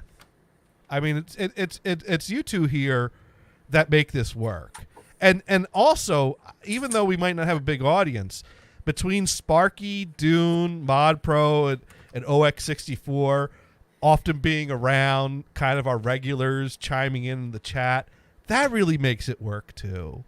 And, Oh, Yeah, absolutely. that's the audience. and Damon has had some bad luck with co-hosts. What? I mean, thought he had perfect luck with all his co-hosts. Well, I mean, Damon started the show with Mike Ellis, and then eventually Mike Ellis stopped doing the Didn't show. he move down here somewhere and worked as a pizza guy for a while? He's moved around. I think he was a pizza guy in California for a while, but then he was. I think he's currently still in the. I think he's in the Philly area now, isn't he? Oh. So Was pot legal in Philly? OX64 writes in. The thing is, you can't do NHB anymore. Times change and people change. Well, here's the thing. Times change, people change, but people who do NHB might also change. Now, Damon's changed in certain ways, in that Damon doesn't feel safe saying things he used to say, but you find ways to stream that make you comfortable, or I don't know. There's always the risk of, could this impact my real life? And I still stream the same way I've always streamed. I don't know. And yes, people can get it. People have always gotten offended, though. I don't know. I know what you mean. I'm not trying to be argumentative or disagreeing. But I think you could always find a way to do what you want to do or try to do. I don't. Yeah, I'm having trouble putting. I feel like NHB could still work, but it'd be something different today. It's just that the people doing NHB. Well, ended more up people are having doing video now than just audio. That's the problem. right. Well, no. Well, And- Damon had Mike Ellis and Paul was involved too, but then that didn't work. He had Mike the 8-Man and Dave. Yeah, And I then- love those shows. Those are my Yeah, favorite ones. they were a honestly. good team, but there was Yeah. drama between them Oh, that yeah. eventually resulted in them walking off and Bolting. being done with it. Yeah. And then Damon did the show a while with Rich and his brother, but then his brother had a lot of busy things going on. Rich had, and so Damon struggled to keep a team of co-hosts together all the time. Yeah. And he always seemed to have drama with the people that were around. And I've been very lucky that, Gothard and I, we always had fun living together and doing the show every week. Dark I Elf mean, just- you guys were really close buddies. Right. And then, when Rob was on the show, he was fun. And that was the most drama I had was with Rob. But, it's like he eventually fixed the situation by leaving the show. Dark Elf was fun to have on the show. Emily was fun to have on the show. And there wasn't so much drama at that time. And then when you and Lulu showed up, you fit right in. Well, Venison was on before us, right? Oh, that's true. Venison was in before. Yes, Yeah. I'm just kind of going by memory. Wow, you skip over the dead one. I see how it is. No. Whoa. I've skipped over a lot. I've skipped Dead or over a forgotten. lot. There were a lot of, heck, we were on DEF CON for a while when we picked up Dark Elf, and there were a few other regulars that Yeah. were calling in Well, semi-regularly. Yeah, and Wild Bunch was a good time Yeah. too. But Oh, yeah. you didn't have a lot of co-hosts then, but you still had Wild Bunch and people going on there. So I've just been, now I've had my low points on the show, but I've always managed to be able to keep something going. And I'm at and bringing Brian on when he was, to report from Singapore was an interesting choice. And I mean, we've got a stable lineup here that just keeps us going. That's the reason why I don't know what I would do, because I made a mistake of ending the show at one point thinking, let me try something different. And the thing that was different didn't work because what I tried to do different didn't work well with co-hosts, and there wasn't anyone who wanted to co-host with me on that way. So that's why I had to stop and be like, I missed this. And Brian was gracious enough to come along with me And to put up with restart. it. And As you put up Venison, with me. right. And when Venison heard what we were doing, oh, he was on for it, no problem. people I'm friends with are streaming, I'm there. Yeah, So, pretty much. It's I consider myself very lucky because Damon has got the skills, the know-how. He's a better storyteller than I am. He can stay on a topic. I can't for shit. Wow. But Well, but for a while it seemed like he had a real steady co-host. Liam, Damon Yeah, and Liam, Liam, that's it. That was Liam. Yeah, Damon yeah, and Liam make a good team. Yeah. yeah, Liam's busy with his own life right now. He just doesn't have time. There He's was a got a period of time that they girlfriend, yeah. they kept something going for a long period of Yeah. time, and it surprises all. Because the thing about Liam is he and I can't fault him for that. Is that he has a lot going on, and he can't stay focused on streaming for too long, and that was just that was all the NHB shows. At some point, producer Bill had technical problems, and he didn't have time to fix it up to get the show back on again. And ultimately, the issue was forced when he couldn't put a promo together by a deadline to have a promo done. Producer Bill. Yeah, Well, he also moved into a different house, so there was a lot of Right. stuff going on there. And, right. But you know. I think he intended to keep the show Yeah. going in some way, and he even tried to keep the show going away He from had a YouTube NHB. stream for a while, didn't he? Right. Well, it didn't last that long, though. Oh, that's a shame. Yeah, But he's busy. He probably has a family now. Well- I don't know much about what's going on with him. well, for a while, he was streaming with this other like out of this like science based group or something Oh, cool. that he had some other co-hosts with, but he also was fixing up a house and was streaming. He had a YouTube channel about things that he was doing That's fixing the the one I was house. talking about the last Yeah. one. So, ultimately, Bill got himself in a position that he couldn't commit to a weekly Yeah. broadcast on NHB anymore because life happens. Take it or leave it. Those guys liked streaming, but, Andrew, he had a lot of things that had happened in his life. Oh, And yeah, he had a lot of medical stuff, right? he had the medical stuff. I think he got married and then divorced, and I don't know Oh. what happened. Oh, I in didn't know he this. got divorced. Well, there was the girlfriend that was on that was a lot Yeah. younger, and that was after Yeah. the marriage. So I'm pretty sure the marriage ended at some point. I Well, don't. you never, Gators. But I You was- never know these days. I You forget never the detail. know. I forget the detail. Maybe I'm completely wrong and he's still married. Maybe I'm just mixing up the order of things. But I think he got divorced. I think there was the other girlfriend, Yeah. but clearly, but Andrew's the type of person that he liked streaming and he Mm-hmm. did it for a number of years. So if he's not doing it, it's got to be that he's not able to, or just not in a place in life that he has the time to devote to it. What? You're saying something, Mars? Oh, I'm sorry. I just got a message. I'm sorry. Go ahead. I'm sorry. Oh, Sparky wants to know if Everett is close to Johnny. He found a scrap metal place in Everett. I don't know where Everett is. I'm not familiar with that, but that I'll have to keep that in mind for the next one. For the next car? Yeah, for the next car. But let me look them up just to answer the question, anyways.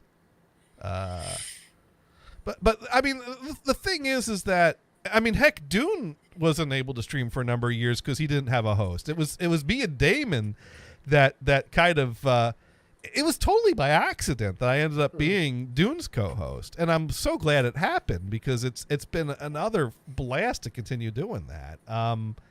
Because it started as a joke because Dune kept the name The Dune and Bob Show, even though Bob left the show a few years into the show. Sure. Yeah. Well, you were the Bob substitute, weren't you? Right. Well, John was a Bob substitute who was on that clip with the safe story. And then after John was unable to co-host anymore, Dune couldn't keep the show going solo, so he stopped doing it. But I don't think there was never like I'm done streaming or this is gone for good. I don't think it was even delisted from the site. He just, kind of went on a hiatus. Well, I don't know. Was anything ever delisted from the NHB radio site after a while? Well, producer Bill was. Sloan was. I was. There have been some noteworthy. Generally, someone was delisted from the site in a fiery rage of drama anytime it ever had. Well, producer Bill wasn't that. It was basically, are you going to tune in your promo or are we going to fire you? Take me off the list. I'm done. It didn't have to go down that way, but Damon was trying to make a just point. Get out of it after a while. Life hits them, But anyways, what was I saying? So Damon and I were actually still cared about things enough that we decided to start doing streams on Sunday during Dune's time slot, because the joke was, if there doesn't have to be a Bob on the Dune and Bob show, there doesn't have to be a Dune. So for a few weeks we were streaming as the Dune and Bob show with Gators and Damon, which I thought was a great joke. And so Dune, of course, had to call in like, what's going on? It's like, we're doing your show. And suddenly Dune had two co-hosts with him. And so there was a period of time that I'd say that Damon was a semi co-host, and it was the three of us doing the show for many weeks when he could. But then, life happens with Damon. He has a lot going on. So it's been a two-host show. So What does he do? Tech He support. plays in a band. He does tech support. Yeah. Okay. But I got all my I got Dune did his taxes. X64's got to do his, and I scanned in my paperwork and mailed it to my dad. And he sent me confirmation that he got it and said we'll be in touch. Uh-oh. You see, it's too bad you didn't sell your other car like 3 months ago. You could have gotten a tax write-off. No, I don't think that's how that. When you sell a car, that's income. Well, what if you give it No, to but kids? you. It's a loss because you have a price you bought it at, and then The car depreciated Yeah, in value less. over the years. I sold it. I made $380. But in then selling again- the car. But then again, you don't have a company to deduct it against. Right. So we did our taxes, and this is the first time in many years that we got it before April 15th. And we got results back earlier in the week. And we went over them and kind of go, yeah, okay, we'll have to pay a penalty because we didn't pay enough estimated taxes. Bummer. And we go, this doesn't look quite right. Looks a little bit high. So we looked at the numbers, blah, blah, blah, blah, blah. Said, oh, we got this problem with this number. And they looked at it and they go, oh, I see. Here's the new one. And this is probably going to be right. Okay. Way less penalty. Our There penalty you go. is down to about $100. That's not bad. plus. Yeah. We So- have to pay the feds, obviously, because that's how that works. But we get money from the state. I just don't pay taxes. I care not to do that anymore. So. Oh. Well, that's a I'm good giving that idea. You could do that. up. So I don't recommend it, but I'm doing that. So. So OX64 rating in, he gets confused with cars. Isn't it if you buy one, you pay taxes, you sell, you don't, or is that state specific? I don't know. I'll have to ask my dad that next year. Like, hey, that $380 I got for the car. Can you just disavow it? I don't know. No, I'll ask- when you sell something, you don't, as an individual, you don't pay taxes on it. I never do. well, I mean, Not I that I think sell very much. I think here's the thing: if you sell on eBay and you sell a bunch of things and you basically make a few $1,000s selling stuff on eBay over the year, that's income. You got to declare that. Now, if you sell one thing on well, eBay I mean, if I for you know, $50, if I sold that was- probably falls under a threshold. sure, but I mean, I've sold cameras, my old cameras on eBay and lenses. And yeah, I made some money, but I paid a lot more for them when I bought them. But that doesn't matter. Yeah, it does. It totally matters. I would always declare if they said, "Oh, you made this money on eBay." Yeah, but I paid a lot more for it when I bought it. But I mean, unless you're a business, I don't think that matters. If you No, sell that matters specifically if you're a business. well, if you're That's a business, why a business but you're an man- individual selling, you got money. I don't know. All I know is I that mean, ask your dad. If you if sold, you're selling on eBay, if you sold an old TV or an old receiver or something or other, you don't have to pay taxes Yeah. on it because it's old shit. Then, and you paid a lot more for them. if you're originally. selling things on eBay as a business, that's when the profit is the measure, I would think. But if you're just selling stuff as an individual and you make a few $1,000s selling stuff on eBay, that's still income. You got to declare that. And if you're well, not, I would subtract off all the expenses against it. That would be But- totally legit. but you got to be a business to do that. And if No, you're you filing don't. as an No, individual, you don't. A lot of people are not incorporated and they run businesses. They just keep track of the expenses and the income. That's all. this is not a tax and info show. let's see what's OS 64 saying about a business license. It's basically saying if you bought, trade, sold cameras on a daily basis, you would need a business license. I guess Sure. we have a lot of questions. There's probably certain Sure. thresholds and certain, well, I mean, a there's probably- friend of mine would collect bicycle parts and he would sell them on eBay. I don't think he ever paid dime one on taxes. Well, then that's under the table. But the thing is if it's going through eBay, there's records of that. I think if you sell a certain amount on eBay, eBay probably sends you a form at the end of the year or the beginning of the next year.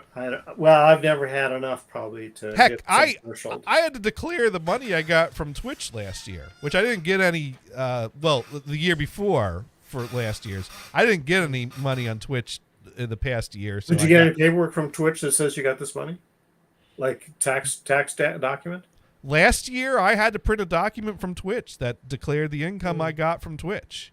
Yeah. Wow, so you paid tax on $50? Yeah, I did. So Wow. if you gotta do that for Twitch, you probably gotta do that for selling shit on eBay.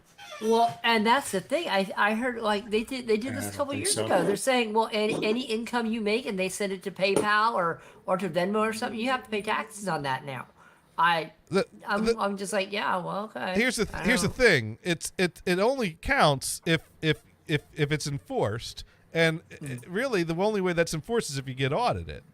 I would think. Exactly. So Exactly. if Well, if you- someone would have to report that number. well, if you get audited, yeah, they'd have to. Basically, if you do things in good faith and you don't get audited, you're probably fine. But the point is that last year I sent my paperwork to my dad, and he sent me back a form, and I signed it. This year I sent my paperwork to my dad, and he sent an email that he'll be in touch. So I'm like, what did I forget? What did I miss? What questions does he have? Why is he calling? If my dad's taking time in tax season to call me after I sent my documents, You're in trouble. he's got questions. Yeah, he's got questions. So I don't know what question he has, but he has. No, Gators, you can't claim your cats as dependents. I didn't try to do that. Why not? They eat your food, and- don't they? Dune writes in, Johnny has a guy. It's cool. A guy that worked for a New Jersey family-owned trash company. Yes. Yay! and recycling. Don't forget the recycling. Can you recycle that? Raritan Valley Disposal and Recycling. I do like the Did both. trash trucks in Denver that say satisfaction guaranteed or twice your trash back. Nice. That is a good one. I'm sure they have plenty of satisfied customers with not a Here, single okay, complaint. so eBay does have a tax page. If you've made at least $20,000 gross sales exceeding 200 transactions or goods on eBay in 2023, you will receive a tax form 1099-K for all your. That was not me. So you'd have to look at the that form and see what you can subtract off of it. Gators, have you made $20,000 off of eBay? Nope. Okay. No, I might have spent that on eBay. You but, might have spent that. You haven't. No, I don't think I've spent anywhere close to that. It's all on photo equipment from last year. Someone else is declaring taxes on all the money I sent them on eBay. Right. Oh, I know, but I mean, if I have something I want to sell, I'm just going to go to Cars for Kids. Nah. well, the only reason Cars for Kids or places like that are cool is because you can do tax write-off for charity and stuff. So, Sure. yeah. Sure. Oh, yeah, absolutely. Gators? Uh-oh, Dune forgot something. What do you forget? I don't know, but he just did it a loud, oh, crap. Oh, no. Did you already hit the file button? Do you got to He's like, amend that I now? donated my orange truck to Cars for Kids, and now And Sparky, you're you- right. Yeah, that's old news, but then again, I've never looked into that. That's really never come up for me. Sparky writes it. All the guns I lost in that boating accident.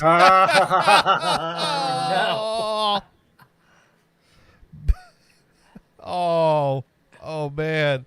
You got to go back and add that in. All right. Well, we need to look for someone to raid, I think. So let's see who's streaming that we can raid. I hit Kim Maverick before I got onto the show. She was pretty cool. Kim. She only had like eight Maverick. people's on, but she's offline now. Forget it. Oh, that's too bad. Yeah, Kim That's Maverick. She was pretty good. She's a singer. Yeah. She was doing singer, and she was doing these sad songs. And Oh, no, she was. I was cool. napping before the show. So Yeah. Hey, good. yeah. Let's see. Let's see if we can find someone live right Pork now. roll Bob. Pork Velvet roll. 7. Oh, she's got 946 views. Well, just no. No kidding. Pools, hot tubs. Okay. we like her. Wait, does she have one of the? Does she have one of the? What'd you call it? The something tush? The charm? Does she have one of those on? If she does, we are not privy to see that. You are That not is- rating right now. That is not Twitch TOS approved. That And our the pal OnlyFans or, Ray Rachel is on. Ray Rachel is on. She's chatting. 200 people following her. Yeah, no, she's Yeah. quite popular. Yeah. Poor Mayor Alberta Cata. Don't Just know who that chatting. is. 27. Let's see. Who is Targus Songs? That's on my list. I don't know. here. My backpack's a Targus. Does that count? And only up to 9. It was just 7 and it popped up to 9. We could Well, do Targus that. Songs has got like a synth thing going right now. We could do And, that. yeah, we could do that. Huh. All right. So on Maybe that that's a note, newbie. It could be. So on that note, what are we gonna do? We're gonna do this because we are wrapping up another fun-filled edition of. Insert title here. And I got 2 cats here who are just waiting for their treats. I got to play games with them because I got the greenies treats that are good for their teeth, that are more chewy, and I got the cheap treats that they gulp down like candy. And Do you I- lose that? Do you get that one that's advertising the delicious, delectable, whatever the hell it's called? I don't know, but Your ads are all over the place. But basically, Shanico has got teeth buildup, so the vet says you need to do something about the teeth buildup, or we're going to have to start giving you instructions how to brush your cat's teeth. And I don't know if you've ever tried to brush a cat's teeth, but that does not sound like a fun thing to do. You use an electric toothbrush? I think you use something like a Q-tip. Or you don't get a little tiny toothbrush and kind of. I don't know. That's Kristen will have to figure that out, but we're hoping not to. I see.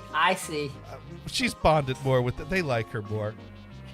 They'll sleep in She's her the bed. one I'll that ask comes her to the tomorrow food more morning. often. Wait, I'm going to ask her tomorrow morning on her show. Hey, what do you think about brushing your cat's teeth? Well, we've not gotten there. Basically, You haven't gotten there yet. I the- see. Oh, the vet- is she doing a show now?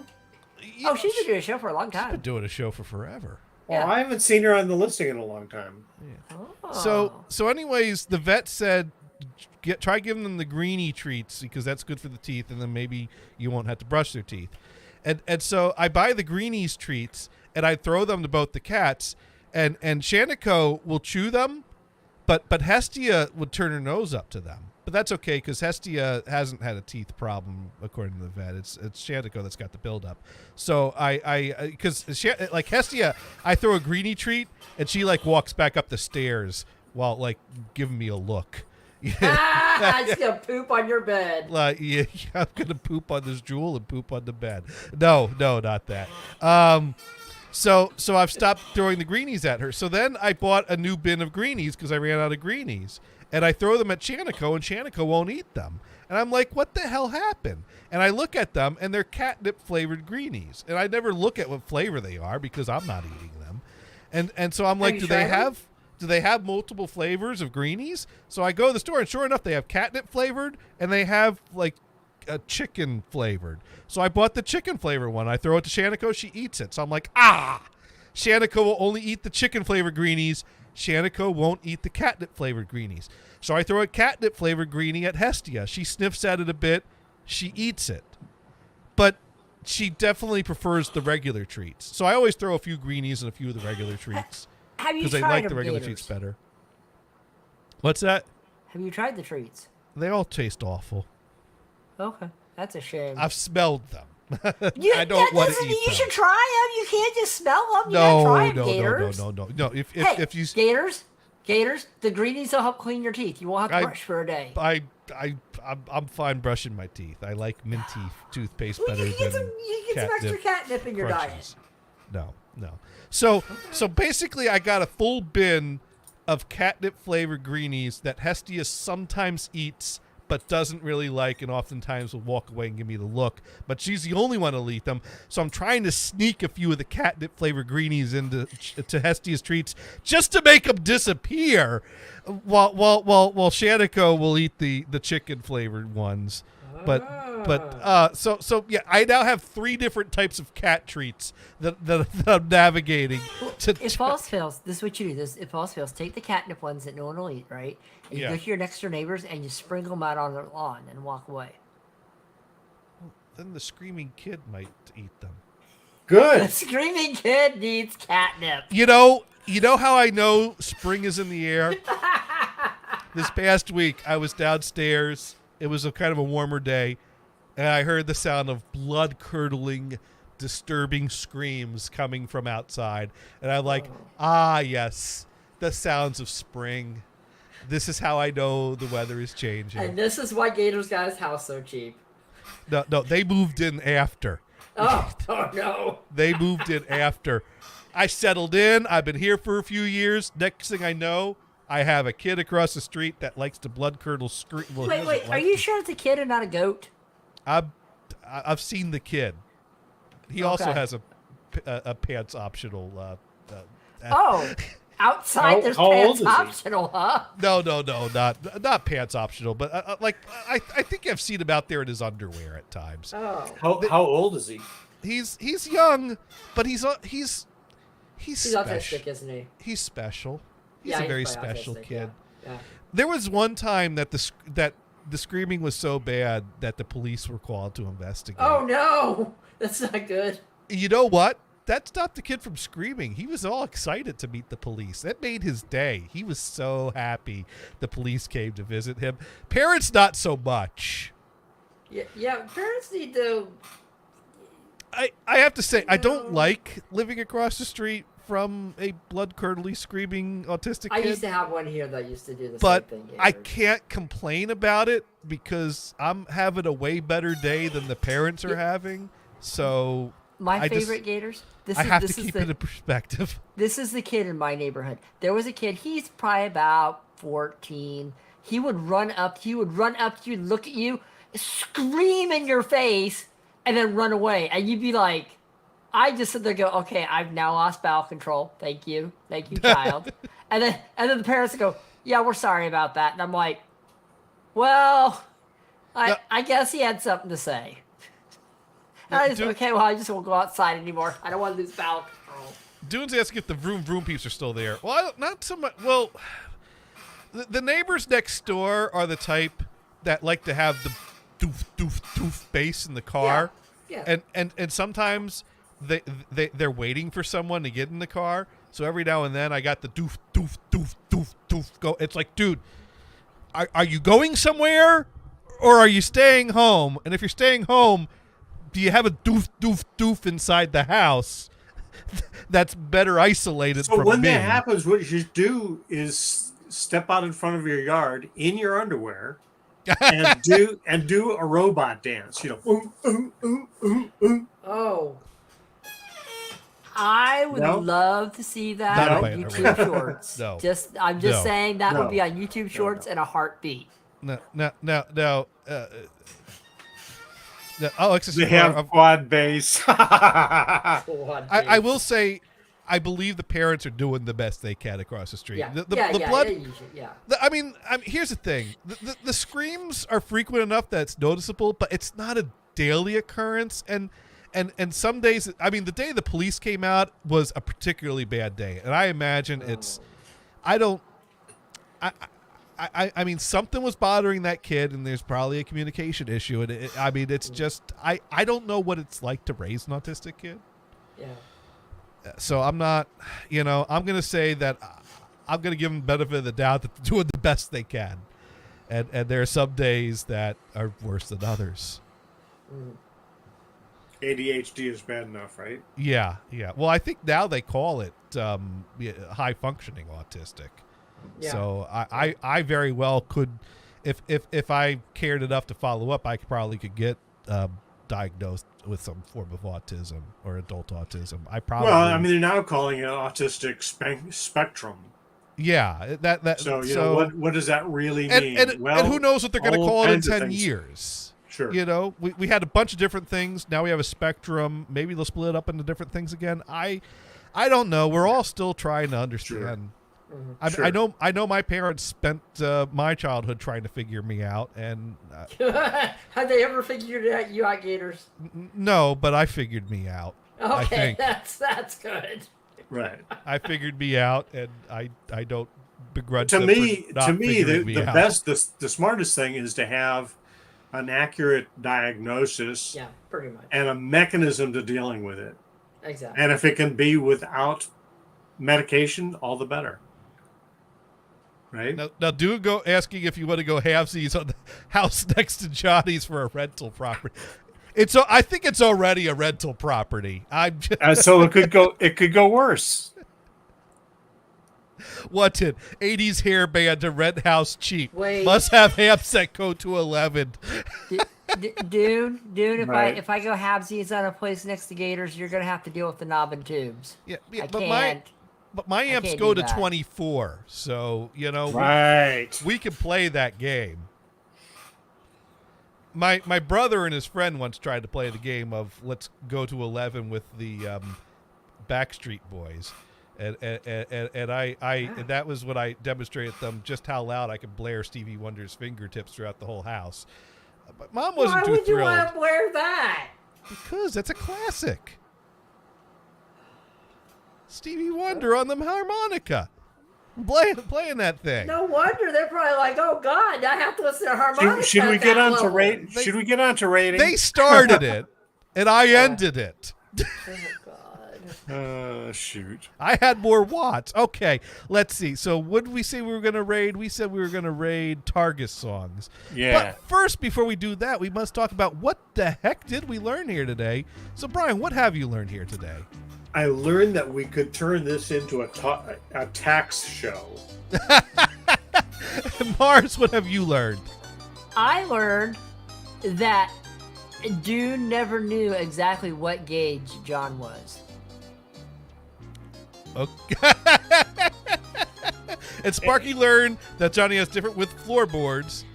And I learned that, what did I learn? I learned that Dune had some kind of a boating accident and lost a bunch of guns. And I also learned that I learned the fear of hearing from your accountant. I'll follow up with you soon. Oh, yes. Yes. I'm sure it's nothing. I'm sure it's minor. Anyways, on that note, thank you for listening. We'll be back next week. Same bat channel, same bat place.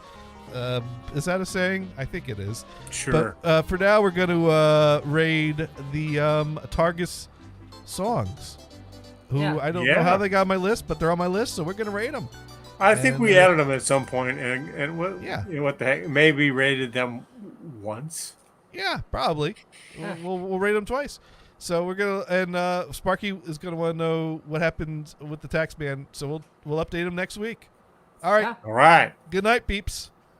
See ya. All right, we have rated.